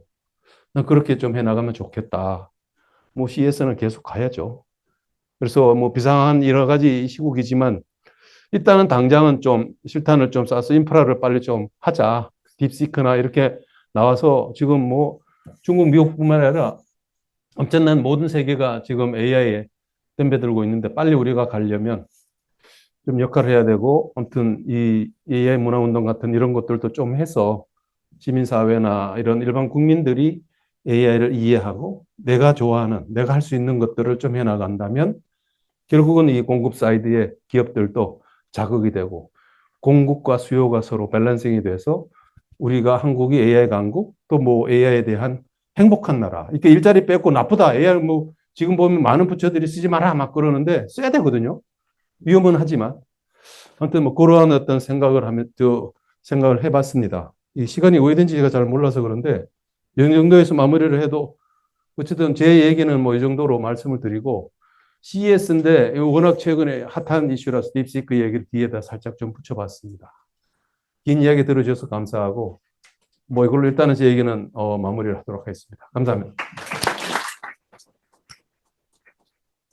네, 강연 좋은 강연 해주신 강성주 공장장님 너무 감사드리고요. 이제부터 그 방송 질의응답 시간을 갖도록 하겠습니다. 아까 말씀드린 대로 오늘부터 질의응답은 조금 더 심도 깊은 이야기를 주고받기 위해 기존 토론보다 더 긴 시간을 할당했습니다. 이 질의응답은 도산 아카데미 김철규 원장님께서 직접 진행해 주시겠습니다. 예, 안녕하세요. 방금 소개받은 김철기입니다. 여기 여러 번 나오신 분들은 아시겠지만, 저희가 그동안 이제 저녁 7시에 시작해서 8시까지 강의를 하고 끝내니까 뭐가 아쉽고 섭섭해서 2차 가서 뭐 치맥을 가끔 하긴 했는데, 그러다 보니까 한 두세 명만 이렇게 얘기를 하고, 저 전체는 어떤 사람이 왔다 갔는지도 모르고, 뭐 이런 일이 좀 계속 반복되는 것 같아서, 앞으로는 6시간을 그래서 6시 반으로 땡긴 거고, 강의 듣고 좀 있는 분들 질의응답도 좀 충분히 하고, 코멘트 좀 듣고, 그렇게 좀 진행을 해볼까 생각을 합니다. 강의 들으신다고 집중하셨을 테니까 잠깐 쉰다는 개념으로 몇 분 소개해 드릴게요. 저 진짜 오랜만에 오신 분들이 계셔가지고 제가 꼭 소개해 드리고 싶은 분이 계셔가지고 먼저 그 제 앞에 원장을 하셨던 허남일 원장님이 어디 계세요? 허남일 어디 가셨지? 좀 가져갔다. 아, 이럴 수가. 오시면 다시 할게요. 예, 그리고 여기 지금 그 스마트 포럼 담당 이사인 더헤드의 여원동 대표 지금 와 있습니다. 이분이 지금 여기 담당이십니다. 그리고 최성 교수님도 안 계시네? 또 화장실 갔어요. 왜 소개할 사람은 다 나가버렸지? 최성 교수님이라고 와 계셨는데 여기 스마트 저도 포럼 봤는데. 예? 네. 저도 봤어요, 아까. 예, 스마트 포럼 사회만 15년을 보셨어요. 그래서 그런 분이 이제 좀 와 계셔서 소개드리려고 했더니 화장실 가셨다. 지금 막 들어오시는데요. 예, 저분이 최성 교수님입니다. 지금 소개하고 있었어요. 목소리가 거의 성우급이라 계속 하셨는데요. 최성 교수님이 이제 제가 이 스마트 포럼 도산 아카데미 원장이 되게 된 계기가 한 10년쯤 전인가 스마트 포럼 와서 강의를 한번 하라 그래서 제가 강의를 한번 했더니 사회를 한번 보라 그래서 제가 사회를 좀 보다가 그러지 말고 스마트 포럼 담당을 하라 그래서 담당을 했다가 그럼 부원장을 하라 그래서 했다가 원장이 된 거거든요. 어쨌든 그런 그 스토리가 있는데 그 오늘 또 지금 다른 한 분이 온인주 아나운서라고 지금 여기죠. 아, 오셨어요? 어디 계세요? 예, 예. 허남 교수님 아까 소개했는데 안 계셔가지고요. 예, 전임 원장 허남 교수님이십니다. 예. 그 지금 한국경제TV에서 증권방송 메인 앵커로 일하는 온인주 아나운서가 와 계시는데요. 제가 이 말씀 인사하시고 그 오늘 잘 지켜보고 어쩌면 언제부턴가 뭐 다음이 될지 다다음이 될지 모르겠는데 스마트 포럼 사회를 한번 봐볼까 하고 지금 오신 거라서 참고하시면 될 것 같습니다. 저는 잘 모르겠는데 본인은 미스코리아 출신이라고 우기고 있습니다.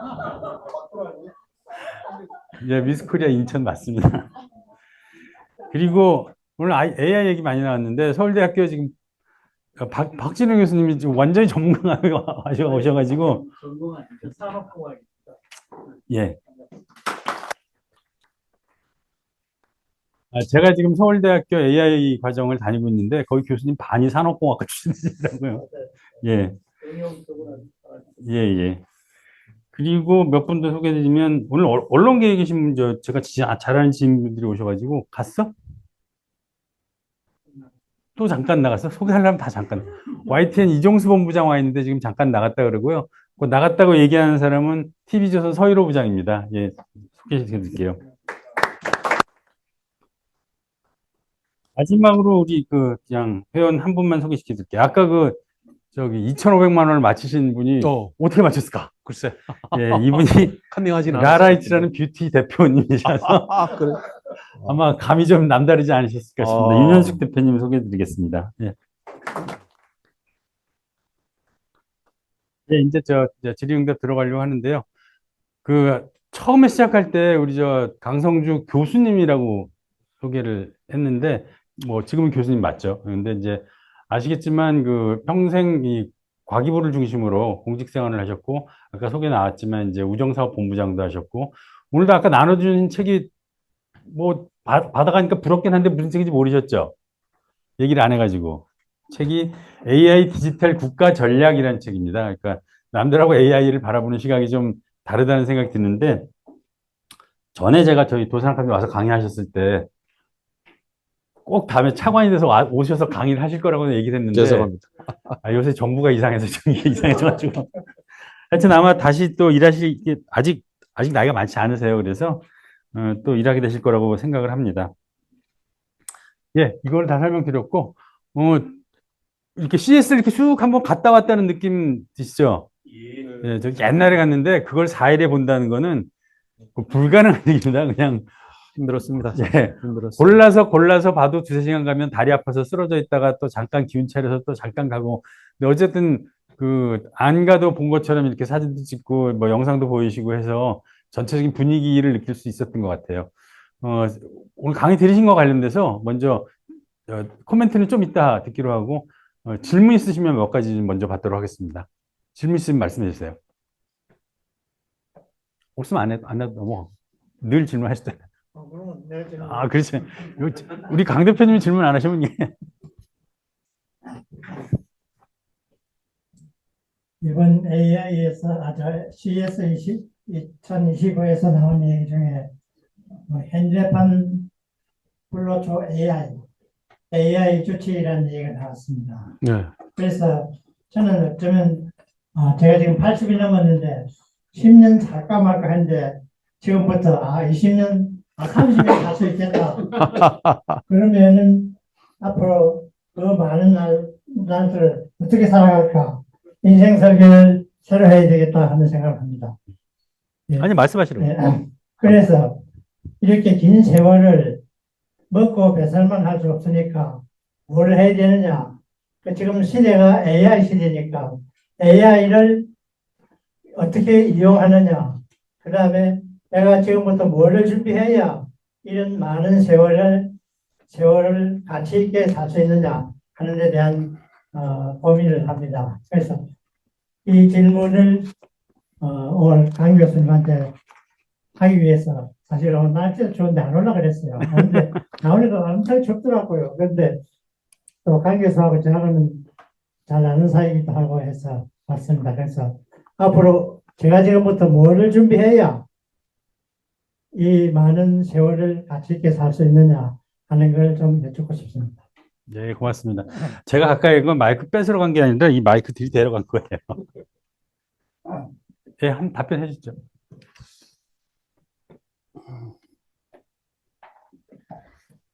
정말 어려운 질문입니다. 사실은 우리 강 대표뿐만 아니라 이 자리에 계신 또는 뭐 CES 있었던 모든 사람들도 분명히 AI 시대는 왔다. 재작년에 챗GPT가 나름대로 그 챗GPT를 소개하고 그 이후에 여러 가지 많은 이제 AI 모델들이 나와서 과연 저게 뭐냐 일단 내한테 무슨 도움이 되느냐 아니면 거꾸로 내 일자리를 뺏어갈 거냐 수없이 많은 공방이 지금도 벌어지고 있고요. 그 다음에 이 개발 아까 딥시크를 얘기를 했지만 저처럼 새로운 혁신적인 또 기술도 계속 쏟아져 나오고 있고요. 중국은 사실은 딥시크는 한계 지금 드러난 것이지 이번에 이런 스타트업들이나 아까 말한 텐센트나 알리바바나 샤오미나 지금 중국의 AI 백서를 뭐 제가 칭화대학 좀 일하는 그것 때문에 AI 백서를 매년 뭐 받아보고 있는데 엄청나게 많은 사람들이 모델을 개발했고 자기들이 쓰고 있습니다. 드러난 게 지금 이거라서 그런데 이처럼 많은 어떤 기술들이 쏟아져 나오는데 뭘 해야 되느냐? 내가 지금 뭐 100살, 200살, 좀 어르신들도 있고 또 젊은 학생들도 있고 글쎄요. 뭐 이게 제가 딱히 이거 해야 된다라기보다 저는 일단은 AI가 뭐냐?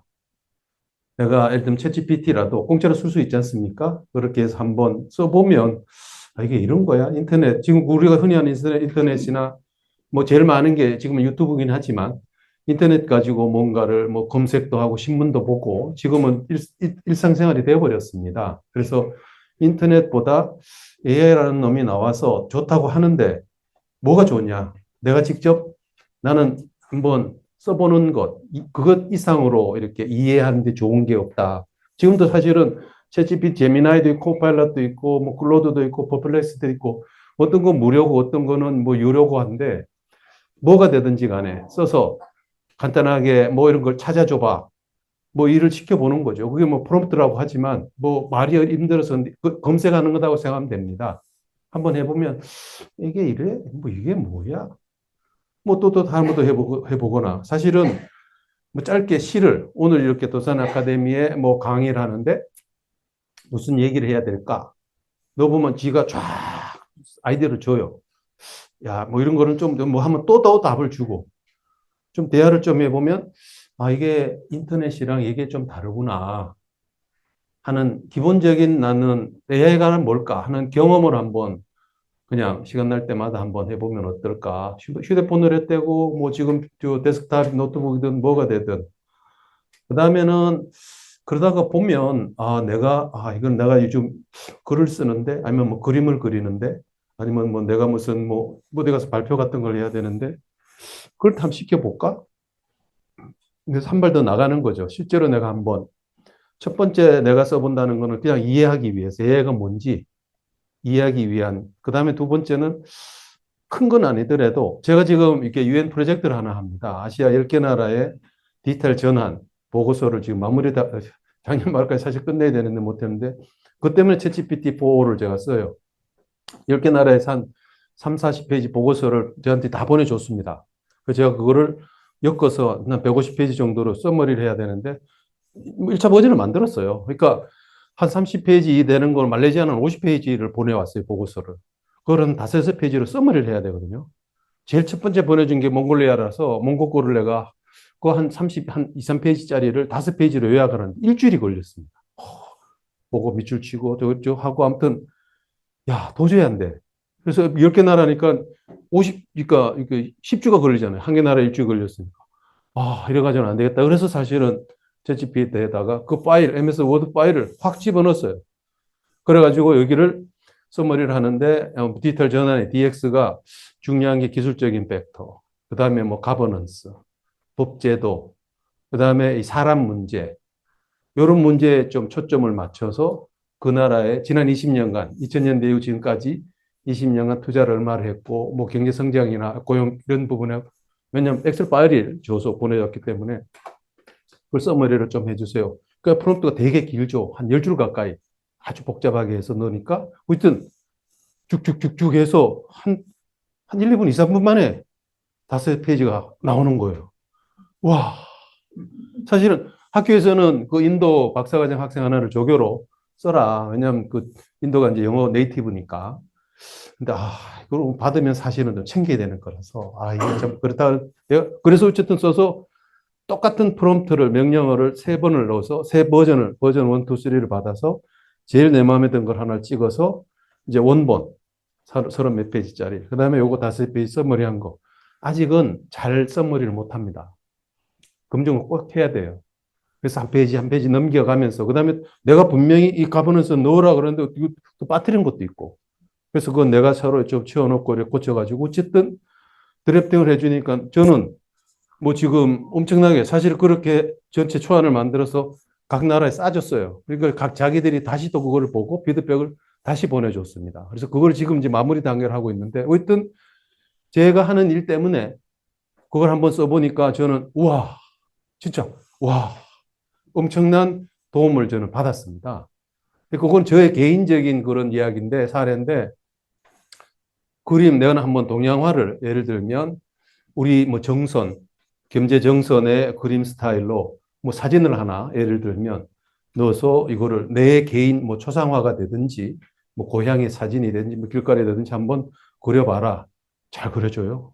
이쁘게 어쨌든 계속 시키면 계속 시키니까 좀 그런 거를 가지고 사실은 지자체나 이런 데서 뭐 이렇게 AI 그림 대회 요즘 많이 엽니다.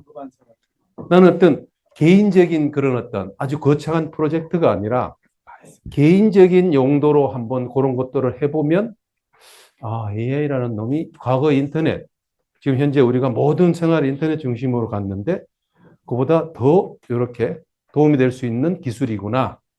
물론 개인정보 털릴 수도 있고요. 국가안보 위험 받을 수도 있고요. 위험은 많습니다만 그냥 남들이 하는 게 아니라 내가 직접 써보고 경험을 하는 것. 저는 그게 가장 중요하다. 그래서 뭐 10년, 20년 뭐 세 자릿수는 사셔야죠. 아무튼 근데 도움이 되는 건강 정보가 되든 친구가 되든 내가 하고 싶은 거가 되든 인터넷으로 못했던 것을 할 수 있는 기회가 많이 있기 때문에 일단 간단하게 좀 세서 이해를 하는 것.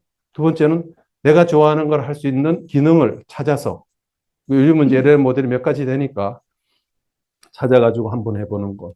거기서 한 발 더 진짜 더 나가면 저처럼 어떤 프로젝트를 책도 쓰고 요즘 뭐 다양한 어떤 솔루션들이 워낙 많이 나와서 노래 저는 정말 아까 그 얘기를 빠뜨렸는데 전국 노래자랑 송혜 선생님 돌아가셨지만 AI 전국 노래자랑 이런 거를 한번 해서 좀 AI를 가지고 가사를 짓고 그다음에 작곡을 하고 내 목소리를 좀 넣으면 지가 이제 그거를 학습을 해서 그 가사 작곡된 대로 내 노래를 만들어 주거든요.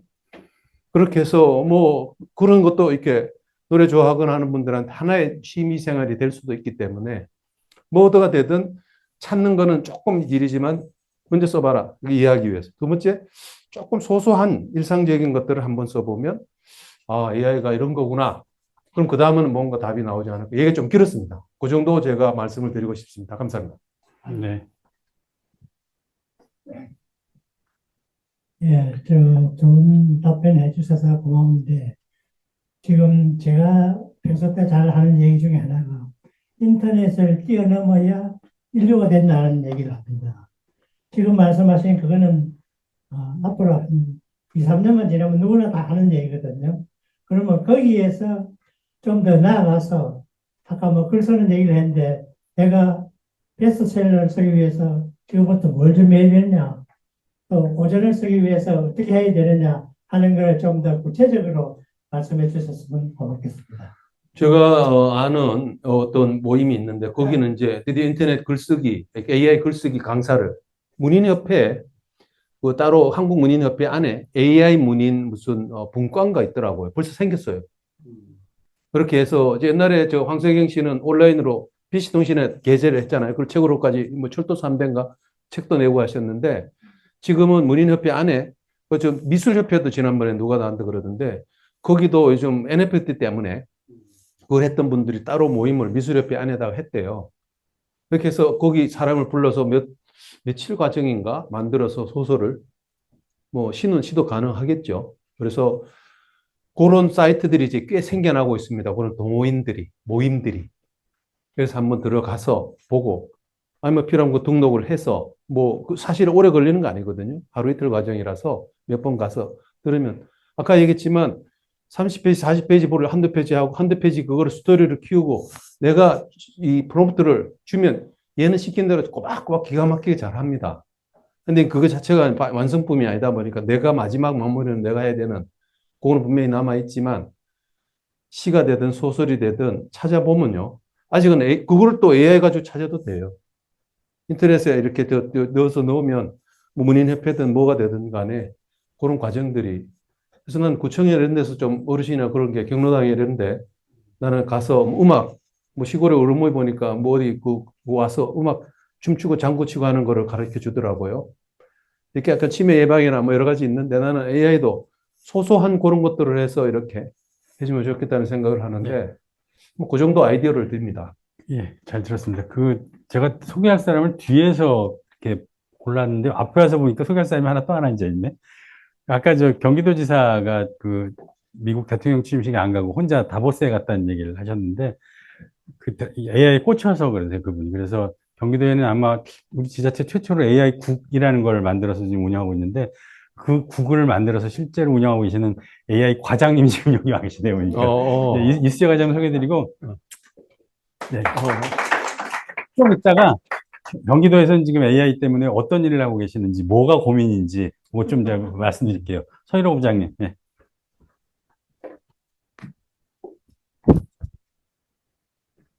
네, 강의 잘 들었습니다. 감사합니다. 두 가지 질문을 드리는데 뭐 비슷한 내용입니다. 언론인으로서 볼 때 CES 기간 중에 LA 산불이 좀 있었습니다.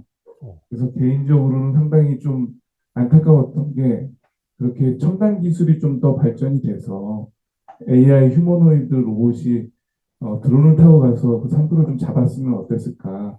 미래를 보여주는 CES 전시도 중요하지만 그런 생각이 들었습니다. 과연 그런 시기가 어느 정도쯤에 올 거라고 예상을 하시는지 하나 하고, 또 우리가 한동안 우리 자율주행이 많이 이렇게 장밋빛으로 보이다가 지금 약간 좀 주춤하고 있는데, 그게 보면 자율주행이 이제 목적지향적이라서 어떤 목적지만을 데려다 주려고 하는데 어떤 운전자들의 어떤 건강 상태라든지 아니면은 뭐 그런 상태로 해서 예를 들어 집이 아니라 병원으로 건강이 안 좋을 때는 옮겨야 되는데 그걸 판단할 수 있는 그런 자율주행 차가 아직은 없거든요. 그래서 어떻게 보면 그것마저도 휴머노이드화된 AI가 같이 뭐 동승을 하든지 아니면 그 안에 제어를 할 수 있는 경우가 돼야 되는데 그런 것들은 또 언제쯤으로 예상하시는지 전문가로서 그냥 좀 막연한 질문을 드렸습니다.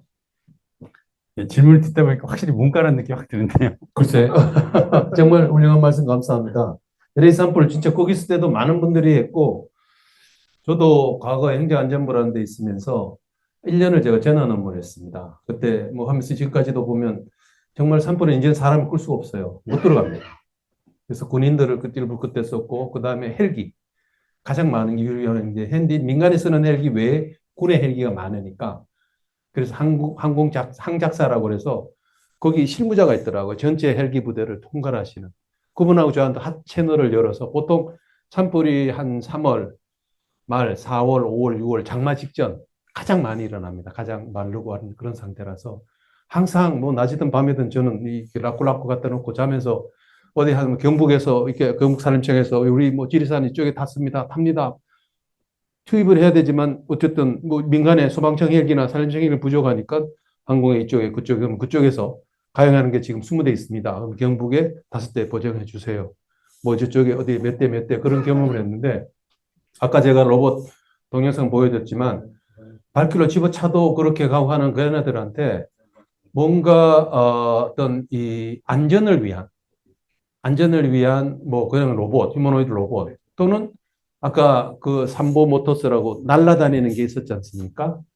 지금 산불 끄다가 보면 가끔 헬기가 조종사가 잘못 아니면 여러 가지 와류 같은 게 생겨서 추락도 하고 하는데 뭐 로봇이 사실은 떨어지면 물론 비용은 들지만 사람보다는 덜 위험하니까 국가가 경기도가 예를 들면 경북이 뭐 어디 호남이 안전에 대해서는 로봇이나 드론이나 그런 것들을 좀 세금을 써서 나름대로 좀 투자를 하면 어떨까? 근데 로봇 아까 그 대가 봤을 때는 이미 아마 뭐 이 어떤 국가는 테스트를 한번 하고 있지 않을까 싶은데 시간 문제입니다. 이거 시간하고 의지 문제지 기술적으로는 뭐 그렇게 지금 휴머노이드 로봇이 안전 LA 산불 같은 뭐 그다음에 수해 여러 가지 이 재난 안전을 위한 그런 어떤 서비스나 이런 걸 하기 위해서는 기술적인 어려움은 거의 없다. 그래서 예산이나 의지, 그쪽에 정치 지도자의 의지 문제지, 이거는 수년 내에 충분히 가능할 것이다. 자율주행 부분이 제가 끝나고 샌프란에 와서 거기 하루 이틀을 있었는데, 샌프란의 길거리에 보면 웨이모가 위에 라이트를 달고 정말 골목마다나 많이 다녀요. 길거리에. 정말 많이 다니는 걸 봤습니다. 서울도 가끔 깨다니긴 한데 네이버나 뭐 이런 데서. 하지만 샌프란시스코보다는 거기는 정말 길거리 이렇게 걸어가다 보면 주변에 정말 많이 다녀요. 그렇게 해서 일단은 지도나 여러 가지 상황에 대한 데이터를 모집을 하고 있는 그런 상황인데 거기 CES도 웨이모가 아까 레벨 4라고 얘기를 했는데 그런 어떤 목적, 이 A지점에서 B지점까지 전달해주는, 실어다주는 그것에다가 아까 건강관리라든지 뭐그 이외의 플러스가 이제는 자동차가 단순한 이동수단이 아니라 거기 앉아서 그 시간 동안에 간단한 엔터테인먼트, 영화를 보든 뭐 친구랑 뭐 소통을 하든 아니면 간단한 기본적인 건강 체크를 하든 플러스가 돼서 아무튼 웨이모 같은 경우는 되게 앞장서서 가고 있다. 저는 그런 생각을 했는데 그런 부분들이 언제까지 이게 안에 뭐 휴머노이드를 싣든 아니면 그 자동차 자체가 로봇인 거죠. 거기다 AI를 얹으면 그 자체가 거기다 따로 이렇게 뭐 태워서 갈 그런 필요하다면 해야 될 부분도 생기지만 어르신들이나 예를 들면 강아지나 이렇게 해서 얘기를 한다든지 뭐 그런 것들을 하면 뭐 한 개의 솔루션이 될 텐데 그 제일 중요한 거는 이제 비즈니스 뭐 첫 번째 안전 문제는 정부가 국민 세금을 써서 비즈니스 모델이라는 측면보다는 국가가 국민에게 해줘야 하는 기본 서비스니까 그거는 어느 정도 의지만 있으면 되는. 두 번째 이 자율차 문제는 하나의 ROI가 흔히 하는 말로 ROI가 나와야 되는 문제인데 지난번 일론 머스크가 운전대가 없는 차를 소개를 했죠. 그래서 그게 실제로 상용화 언제 될 거냐. 글쎄요. 정말 이거는 얘기가 쉽진 않지만 아무튼 최소한 한 3년이나 5년은 좀 지나야 될 것 같다. 지금 현재 모빌리티에서 자율차 이렇게 셀프 드라이빙 하는 기술적인 진보는 꽤 되긴 되지만 도로 약간의 사람 이 생명이나 이런 부분과 관계되고 또 하나는 돈이 돼야 되니까 예를 들면 현대 기아차다, 뭐 GM이다, 중국의 BYD다 그런 자동차 빌더 일본의 도요다다 걔들이 그런 기능을 넣어서 차값이 이번에도 폰다가 드디어 CES에 나타났어요. 되게 보수적인 회사가 지금까지 거의 아필라라고 소니하고 같이 해서 전기차 모델을 했는데 내년 26년이죠. 내후년이겠군요. 한 1억 5천 대는 차가 정말 디자인이 이뻐요. 거기에 지금 말씀하신 건강관리 기능을 잔뜩 집어넣어 놨더라고. 물론 자기들 말로는 레벨 4까지는 가능할 수도 있겠다 그러는데, 캘리포니아 지역에 한 1억 5천 대는 차는 우리 같으면 EV5 정도쯤 되는 큰 차는 아니에요. 그 넣어놨던데, 과연 혼다가 소니하고 같이 해서 ROI가 걔들도 이렇게 자신 없으니까 내후년을 만드는 건 당장 만들 텐데, 그런 걸 보면 뭐 3년, 한 5년? 그 정도는 좀 봐야 되지 않을까 하는 생각을 저는 하게 됩니다. 이게 이 자동차 쪽에 있는 사람들도 어떻게 자율차 기능을 팔아서 돈을 벌까? 지금 이제 전기차나 이제 과거에 전통적인 차는 이제 갔던 거라서 가는데 단지 에너지원을 그렇게 바꾸는 것. 현재는 지금 그건데 거기서 지금 말한 것처럼 하나의 파트너, 이동수장, 보조수장, 건강관리나 보가기능까지 다는 그런 파트너로서의 모빌리티까지 가려면 최소한 저는 3년도 짧다. 한 5년 이상 정도는 가야 아마 되지 않을까. 저는 그런 뭐 생각을 해봅니다. 지금 갑자기 물으셔서 제가 지금 뭐 두서없이 말씀을 드리는 오랫동안 생각한 건 아닙니다만 한 그 정도쯤 말씀을 드리고 싶습니다. 그 우정선포모 할 때부터 그런 거 고민하지 않으셨어요? 제가 전기차 도입하고 정말 이게 오토바이가 사고가 너무 납니다. 1년에 한 10명 정도. 그분들이 일을 못해서 뭔가 술 먹고 음주운전해서 한 게 아니라 사고 날 때마다 제가 장례식장에 가서 그 유족들 정말 멱살 많이 잡히고 싸대기도 많이 맞아봤지만 참 가슴 아파요. 참 가슴 아파요. 그래서 정차를 바꾸라고 그랬는데 여전히 이 사람의 이게 일하는 방식 바꾸는 게 늦어도 반대를 해요. 오히려. 이렇게 내가 그래서 그때 그런 말씀을 드렸어요. 아니 이게 민주노총이든 한국노총이든 간에 직원들이 지금 다치고 죽어가지 않느냐. 너는 그럼 늘상 나한테 강성주한테 본부장 물러가라. 이게 죽음 책임져라 그러는데 내가 생각해도 오토바이는 아니다. 위험하다. 전기차로 바꾸자. 또 반대래요. 주합비가 차를 바꾸면 한 1,500만 원, 2,000만 원 되는데 오토바이는 3, 400만 원이거든요. 그러니까 사람이 줄어들거나 이렇게 되는 부분이 생기니까 주합원의 주합비 뭐 여러 가지 문제가 있는데 그래서 그런 과거부터 해왔던 문화, 관행, 행태를 바꾼다는 게 참 쉽지 않구나. 고민을 많이 해서 바꾸려고 해봤지만 아직도 지금 15,000명 중에 이제 한 뭐 5,000명도 안 됩니다. 이제 좀 길거리에 좀 보이시죠? 그죠? 전기차가.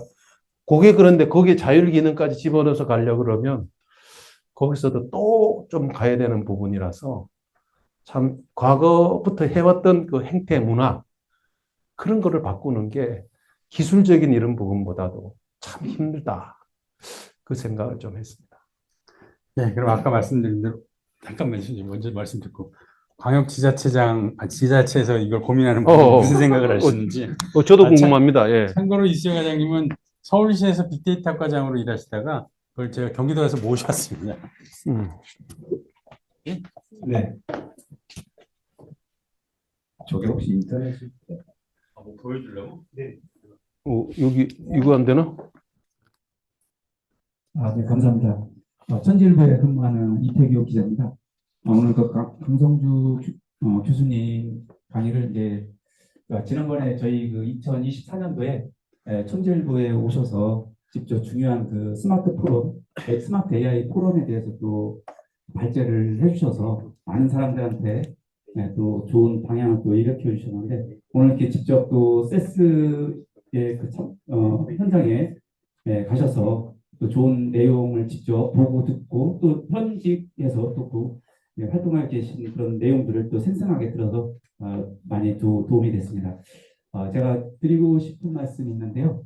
여쭤보고 싶은 게 있는데 지금 현재 우리나라가 1990년도 또 2000년도 들어오면서 지자체까지 실제 주민센터까지 아까 말씀하신 대로 실제 컴퓨터를 설치해서 대한민국 5천만 인구가 쉽게 검색하고 사용할 수 있도록 그런 그 혁명적인 그런 그 정책을 많이 정부 차원에서 해주셨는데 이 AI 시대로 이제 바뀌면서 과연 지금 현재 정부에서 실질적으로 주도적으로 이 AI를 가장 많이 또 좀 이끌어주고 있는 어떤 그 주무 부서랄까 아니면 기관 그런 부분들이 있다면 아니면 또 그런 학교하고 또 정책적으로 하고 있다면 좀 그런 그 정보도 좀 한번 말씀해 주시면 좋겠습니다. 그리고 아울러서 저희들이 그 한 단계 지금 저희 신문사도 챗GPT라든지 여러 가지 그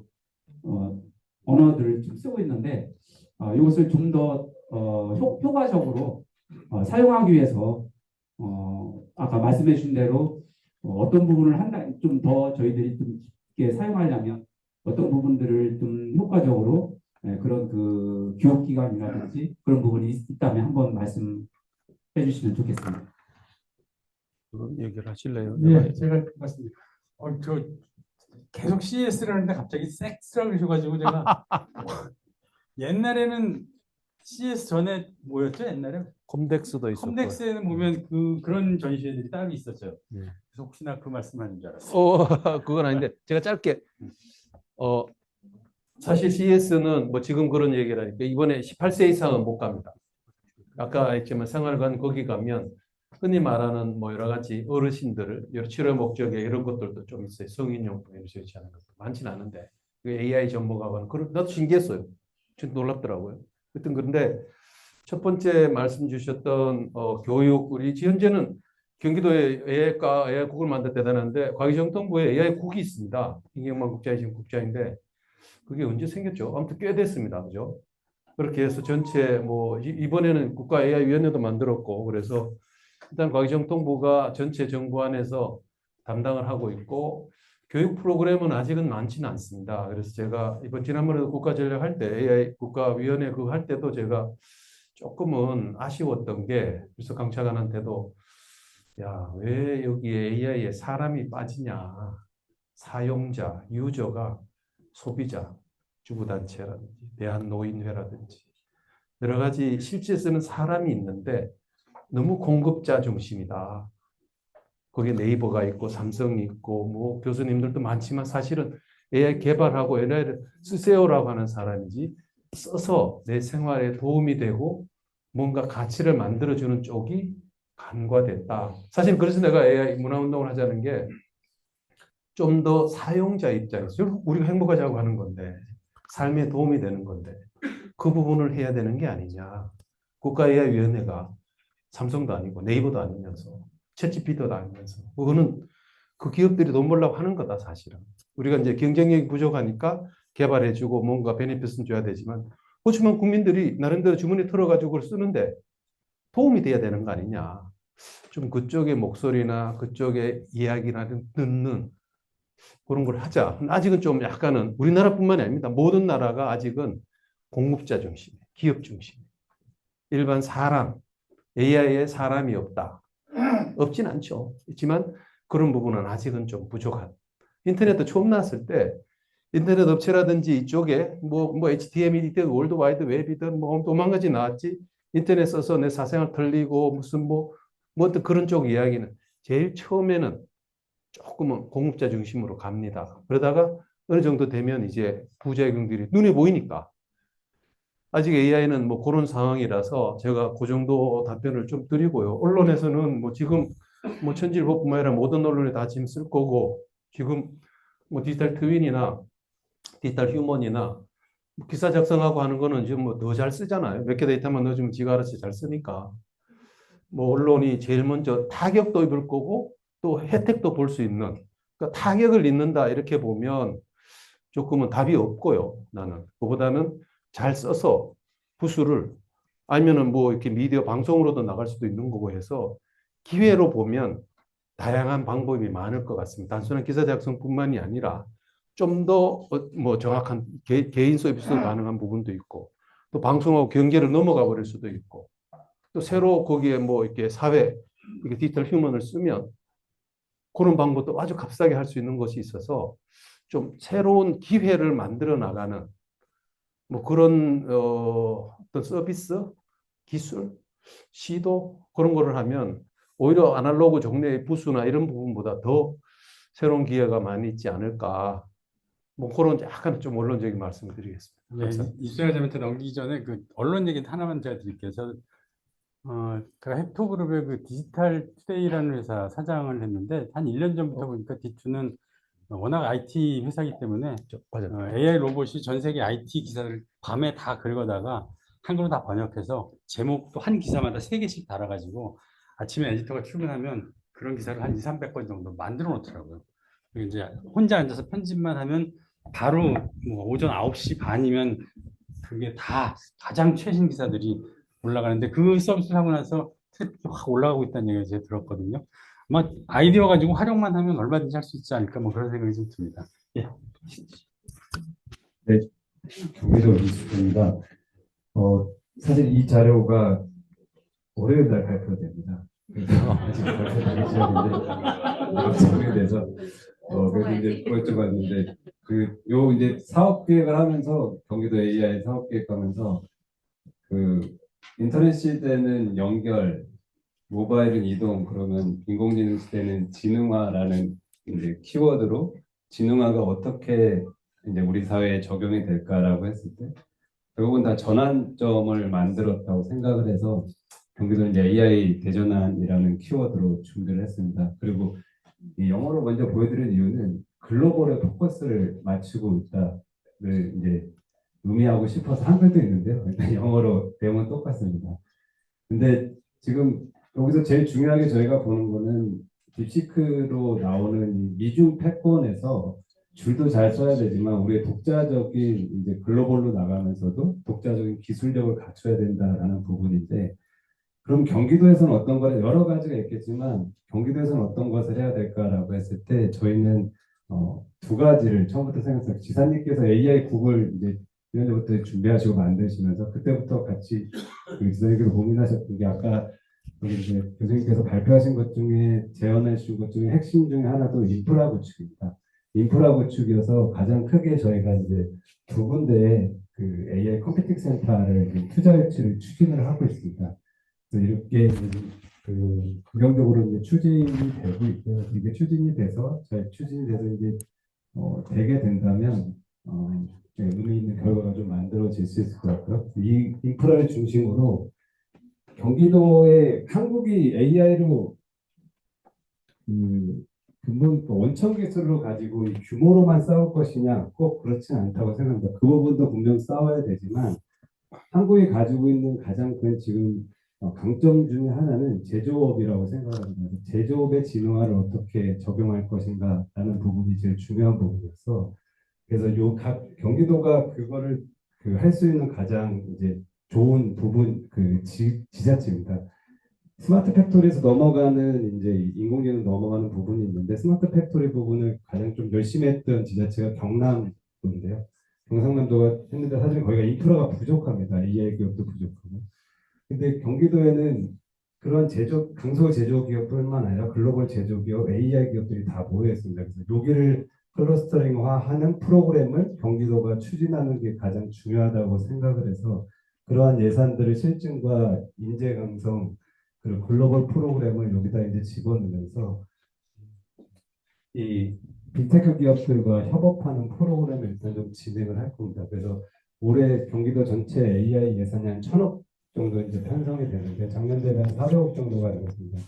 이런 어려운 상황에서도 그냥 400억 정도 적극적으로 좀 투자를 한 상황이고 그래서 정도 정리를 하면은 3가지 키워드를 일단 좀 준비를 하고 있는데 올해 좀 성과를 내고 싶은 게 인공지능을 가지고 이제 제조업에 AI를 적용을 해서 부분으로 이제 진행이 될 것이고요. 두 번째가 이제 글로벌 부분이고 마지막으로 이제 세 번째가 인재 양성 부분 이제 계속을 얘기하는데 양쪽으로 갈 수 있는 부분은 지금 중국 뭐 40만 명이라고 뭐 나오고 있긴 한데 그것도 우리가 인재 양성으로 갈 수 있는 부분에서 어떻게 포인트를 맞출까라고 봤을 때 저희는 여기도 이제 현장 인재하고 글로벌 인재 두 가지로 좀 나눠서 이제 진행을 하는데 지자체에서 할 수 있는 부분들 중에서는 이렇게 그 빅테크하고 해서 좀 실질적으로 운영할 수 있는 그런 하이엔드 급의 인재를 좀 육성하는 형태로 이게 공공에서는 좀 추진할 때 많이 이제 올해 이렇게 하면은 연말쯤 되면은 막 감사 때 화살을 맞을 거라고 생각하면서도 추진해 보려는 방향이 몰아주기입니다. 저는 그렇게 좀 해보려고 생각을 하고 있고 하나의 성공사를 좀 제대로 만들어야 좀 그것을 통해서 옆에 좀 씨앗이 뿌려지지 않을까라고 생각을 하고 있고요. 그렇게 좀 간단하게 말씀드리겠습니다. 네.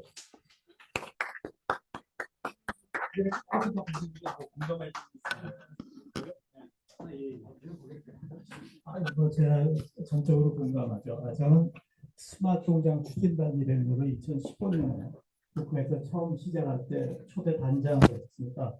그때 추경 예산 한 39억 받아가지고 했던 사업이 뭐 4천억, 5천억까지 늘기도 했었는데 당연히 지금 제조업에 인공지능을 활용해야 되고요. 또 하나 좋은 점은 지금 예전에 그 반도체 시작할 때 한국이 시작할 때 그 예를 아는 분들은 기억하시는데 한국이 반도체 할 때 미국이 그렇게 도와줬어요. 저는 지금 와서 알았는데 이유가 뭐였느냐? 혜택 본 게 한국과 대만입니다.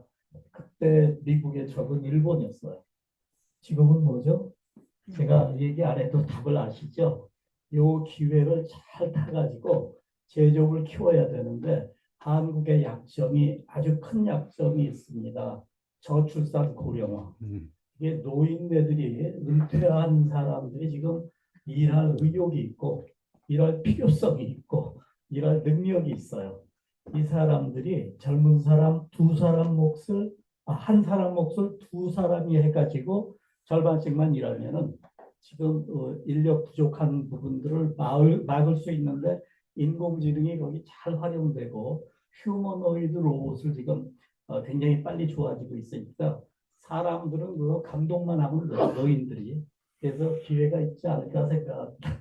그래도 길어졌네요. 감사합니다. 네. 예, 고맙습니다.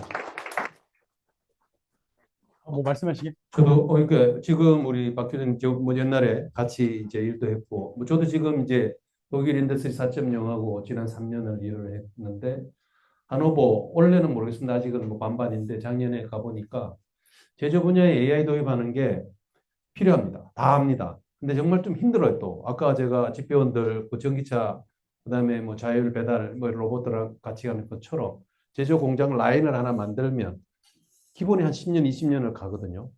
그걸 뜯어내고 새로 접목을 하는 게 그러니까 새로 아예 공장을 질 때는 아예 그렇게 만든 지금 이제 일론 머스크가 자동차 공장을 아예 그뭐좀 메가 팩토리로 해서 아예 가버리면 되는데 기존에 있는 거 시와 안산공단에 우리나라 제조업에 가장 많은 데가 시와 공단인데 거기 있는 1세대 창업했던 일제시대 때나 60년대 시작했던 분들은 다 은퇴하셨고 지금 2세대 그분 자제분들 또는 이제 3세대 손잡벌 3세대 분들은 꽤 많이 이제 해서 스마트 팩토리나 이제 AI도 좀 많이 고민을 할 텐데 제조 분야가 힘든 게 그 라인을 일단은 뜯어내고 건지고 하는 그런 부분에서 상당히 좀 피지컬한 부분이 좀 있는 것 같고요.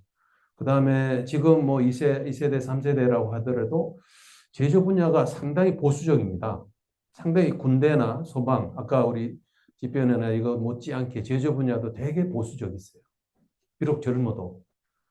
그래서 그래서 지금 뭐 우리 이 중기부랑 스마트 추진단 예산도 지금 뭐 국비 지방비 다 합쳐 1조 가까이 쓰는데도 상당히 진짜 쉽지 않은 등대 공장도 있지만 여전히 좀 힘든 부분인데 하노버에 가봐도 AI를 하자 시멘스가 되든 여러 가지 셰플러나 글로벌 플레이어들이 컨셉이나 많은 사이트들은 쌓아나가고는 있지만 흐름은 분명히 AI로 가야 된다. 근데 현실적으로 투자하고 그 경영자 라인에서 일하는 사람들 그다음에 노조나 이런 사람들하고 같이 좀 다이내믹하게 가는 부분들이 참 이렇게 속도가 좀 늦다.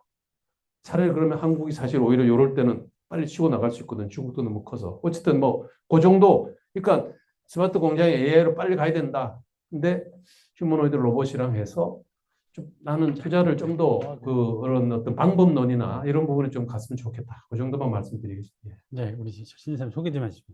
예, 안녕하세요. 신용균이라고 합니다. 지금 뭐 방금 이제 반도체 얘기도 나오고 그다음에 딥시크 얘기도 나왔는데요. 제가 이제 저는 독일에서 공부했기 때문에 독일 베를린 IFA에 이제 자주 갔었는데요. 제가 2003년 5년 있을 때는 아까 말씀하신 것처럼 한국 기업들이 이제 메인관을 차지했었고요. 한 10년 지나고 나서는 중국이 이제 메인관 다 점령을 했었거든요. 근데 아까 말씀하셨을 때 아직은 LG가 그 메인 엔트런스에 잡고 있다고 하는데 중국의 뭐 아까 유닛 추이 같은 거 소개해 주셨지만 유레카만 빼고 보셨을 때 중국이 어느 정도 지금 거기에 와서 있는지 그리고 좀 우려스러운 거는 요즘에 중국의 기업들을 보면 아까 유니티처럼 저도 만나는 중국 기업들을 보면 우리 8, 90년대 우리 한국 기업처럼 거기 직원들이나 이렇게 움직이는데 우리나라 지금 뭐 유레카 이쪽을 얘기하셨지만 한국의 젊은이들은 한국 기업들은 그런 열정이 이렇게 떨어져 가고 있거든요. 그런 것들을 어떻게 보시기에 어떻게 우리가 이런 부분들을 다시 이렇게 예전처럼 할 수는 없겠지만 그 경쟁력을 갖추기 위해서 이렇게 해야 될 것 같으신지 예, 교수님 보시기에 뭐 이렇게 좀 의견을 말씀을 해주시면 좋을 것 같습니다. 정말 이 큰 이것도 아까 우리 강 대표님 못지않게 중국 이슈를 우리가 어떻게 줄타기를 어차피 우리는 미국하고 중국하고 우리가 미국이 될 수가 없고 중국이 될 수가 없는데 어떻게 거기서 잘해서 국가 이익을 또 젊은 친구들이나 우리나라 제조업이나 키워나의 생존을 해야 되느냐.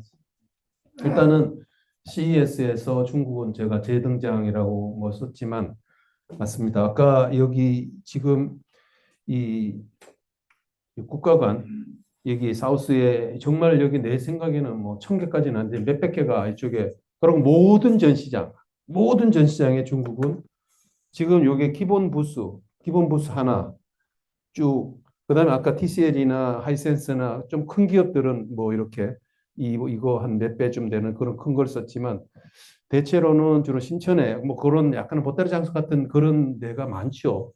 그리고 또 아까 얘기했지만 알리바바나 텐센트나 큰 기업들은 뭐 아무튼 뭔가 이게 바이든 정부 말기 그다음에 트럼프 정부 초기 중국 사람이 대규모로 미국으로 입국을 하려면 중국 정부도 뭐 뭔가 했겠지만 이 CTA가 주최 측에서 양쪽에 아마 뭔가 역할을 해서 이렇게 대규모로 인바이트를 한 것 같습니다. 그래서 CES에서 중국은 대규모 양적 물량적 측면에서의 대규모 그다음 숫자상으로 그다음에 기술적으로도 아까 뭐 로봇이라든지 그다음에 자율차 아까 전기차 그다음에 이렇게 이쪽에 메타버스라든지 어떤 디스플레이 파트 흔히 말하는 VR, AR, 뭐 MR이라고 하는데 그쪽 분야도 중국이 그다음에 소소한 뭐 이렇게 이 단품 등 많은 그러니까 양적인 단품 제조 중심이지만 이런 이 센전 특히 센전이나 상하이 이쪽 분야는 뭐 기술력이 있는 전체적으로 보면 아직은 기술 측면에서 봤을 때는 좀 한국이나 미국이나 이런 데 비하면 떨어지죠. 그렇지만 뭐랄까 양적으로 양이 결국 질로 발전하는 게 아니겠습니까? 지금 지난번에 상해 제가 작년말에 가보니까 비행기를 이제 만들어서 팝니다. 220석짜리 C919 중국에 운영을 합니다. 지난 한 10년간 그 테스트를 해서 드디어 그러니까 미국이나 유럽의 유로버스나 미국의 그 보잉 못지않은 거를 이제 만들어서 그다음 929 그거는 300명승인가 해서 상해 지역에서 하던데 기술력이 그만큼 올라가고 있는 거거든요. 아까 또 퀀텀 컴퓨터 아까 3큐비짜리긴 하지만 이렇게 해서 개 중에는 상당히 이제 뭐 앞으로 노벨상이나 이제 상당히 많이 나올 텐데 기술력이 따라가고 있어서 업데이트되고 있어서 정말 우리가 뭐 다 중국 간산 기업들 다 쫓겨났습니다.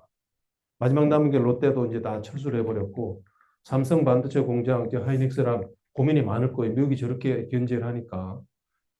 근데 어떻게 하든 우리는 중국을 이게 미국이랑 갈등하지 않으면서 어떻게 보면 활용 또는 서로 협력 주고받는 휴머노이드 로봇이라 그래도 우리가 잘하는 뭐 엔터테인먼트 쪽이든 헬스 쪽이든 집중으로 해서 중국은 양쪽으로 지금 아까 말했지만 아주 값싸게 많이 만들거든요. 그래서 그런 쪽을 우리가 만들어서 자꾸 중국 유리랑 손잡을 수밖에 없도록 가는 뭐 그런 전략을 자꾸 만들어 나가서 제조업 분야든 농업이든 뭐 서비스 금융이든 헬스든 그런 거를 찾아서 미국이든 중국이든 미국도 마찬가지입니다. 틈새 전략을 잘 만들어서 가야 되지 않을까? 약간 원론적인 말씀을 드리고 디테일하는 거는 좀 더 뭐 이야기를 이렇게 우리 도산 아카데미나 많은 서로 소통을 하면 좋겠어요. 근데 분명한 거는 우리가 이렇게 미국이 중국이랑 이렇게 패권한다 그래서 중국과 인연을 끊고 갈 수는 없다.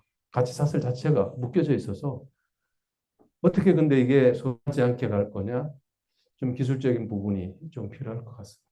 아주 깊이 있게 제가 말씀을 드려야 되는데 일단은 뭐 그 정도 CS 차원에서 말씀을 드렸습니다. 네, 마지막 질문하겠습니다. 네, 안녕하십니까. 저 YTN에서 일하고 있는 이종수라고 합니다.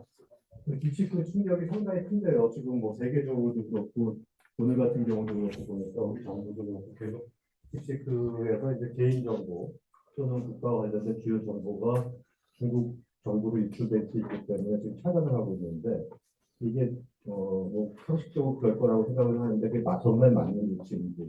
그다음에 두 번째는 그게 미국은 괜찮은 건지 미국 정부로 갈 가능성은 없는 건지.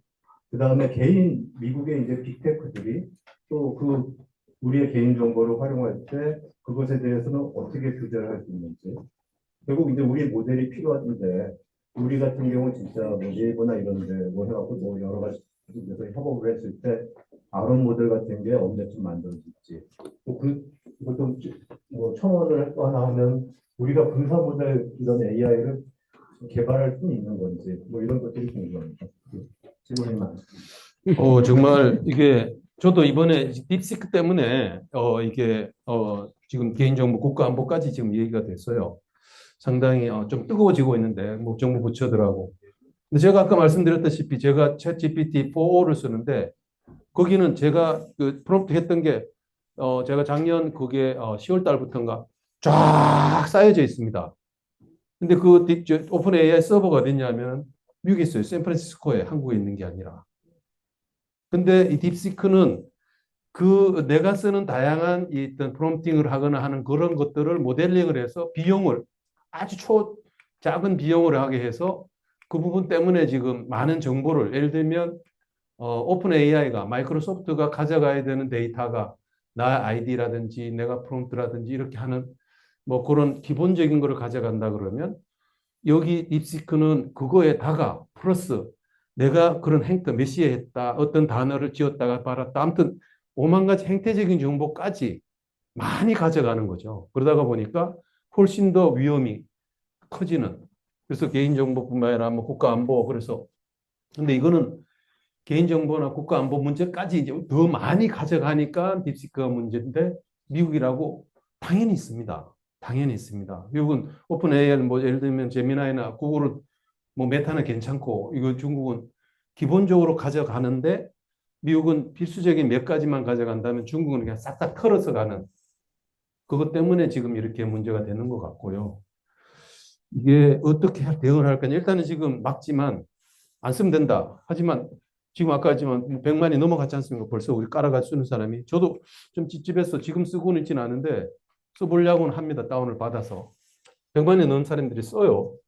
쓰는 사람들이 지금 일반 시민이 아니라 꽤 그래도 이쪽에 아시는 분들이 뭐 기관이나 이런 데도 있을 텐데 미국도 많고.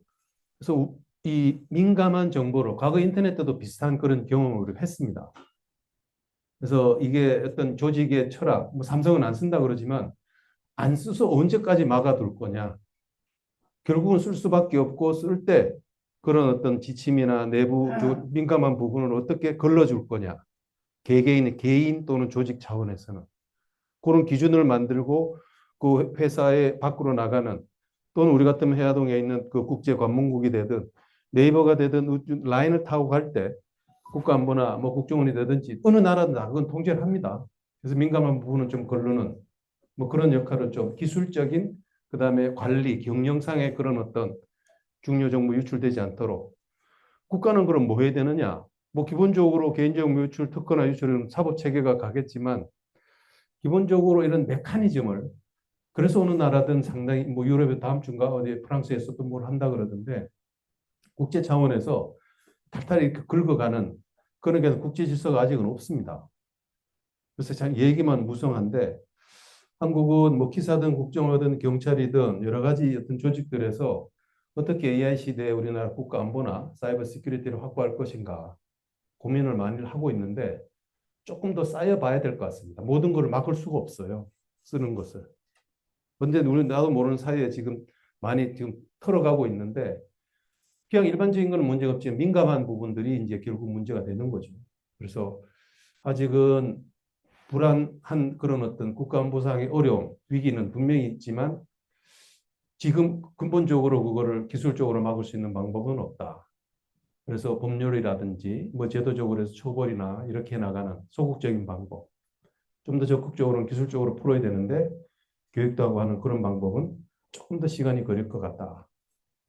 그래서 어쨌든 개인정보나 국가 사이버 시큐리티 부분에서는 상당히 AI가 모든 국가의 지금 위협 요인입니다.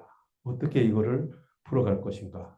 그 정도 말씀을 드리고 ADD나 군에 이제 ADD 안에 AI 센터를 만들었습니다. 작년 5월 달에. 그래서 ADD가 국방과 예, 대덕단지 안에 원래 그걸 국방 AI 리서치 센터를 ADD처럼 따로 만들려고 국방부는 했었는데 작게 지금 같지만 이외로 군에 꽤 많은 엔지니어들이나 사람들이 지금 좀 하고 있습니다. 저도 뭐 다는 모르지만 우연히 그쪽에 좀 인볼브를 해서 그래서 충분하냐 그건 모르겠지만 예를 들면 드론이든 탱크든 뭐 여러 가지 병사들이나 그런데 AI를 접목을 해서 좀 일단 시큐리티 지키는 것, 그 다음에 거꾸로 액티브하게 실제 유사시에 활용할 수 있는 두 가지를 준비를 하고는 있는데 아직 우리나라 기술 수준이나 못 따라가는 부분도 있고요. 약간 또 예산이나 이런 부분도 좀 있는 것 같고 그 정도 말씀드리겠습니다. 감사합니다. 시간이 다 돼서 이제 제가 마무리하고 마치도록 하겠습니다.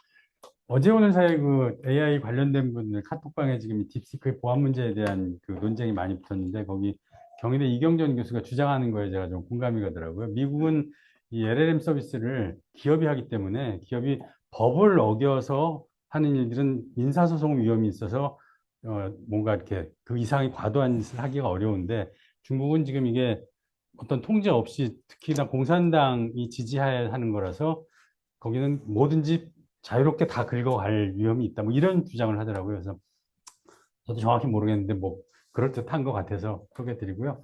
마무리하기 전에 아까 보니까 과장님 저기 클러스터가 경기도에 파주하고 시흥하고 판교하고 뭐 이렇게 돼 있더라고요.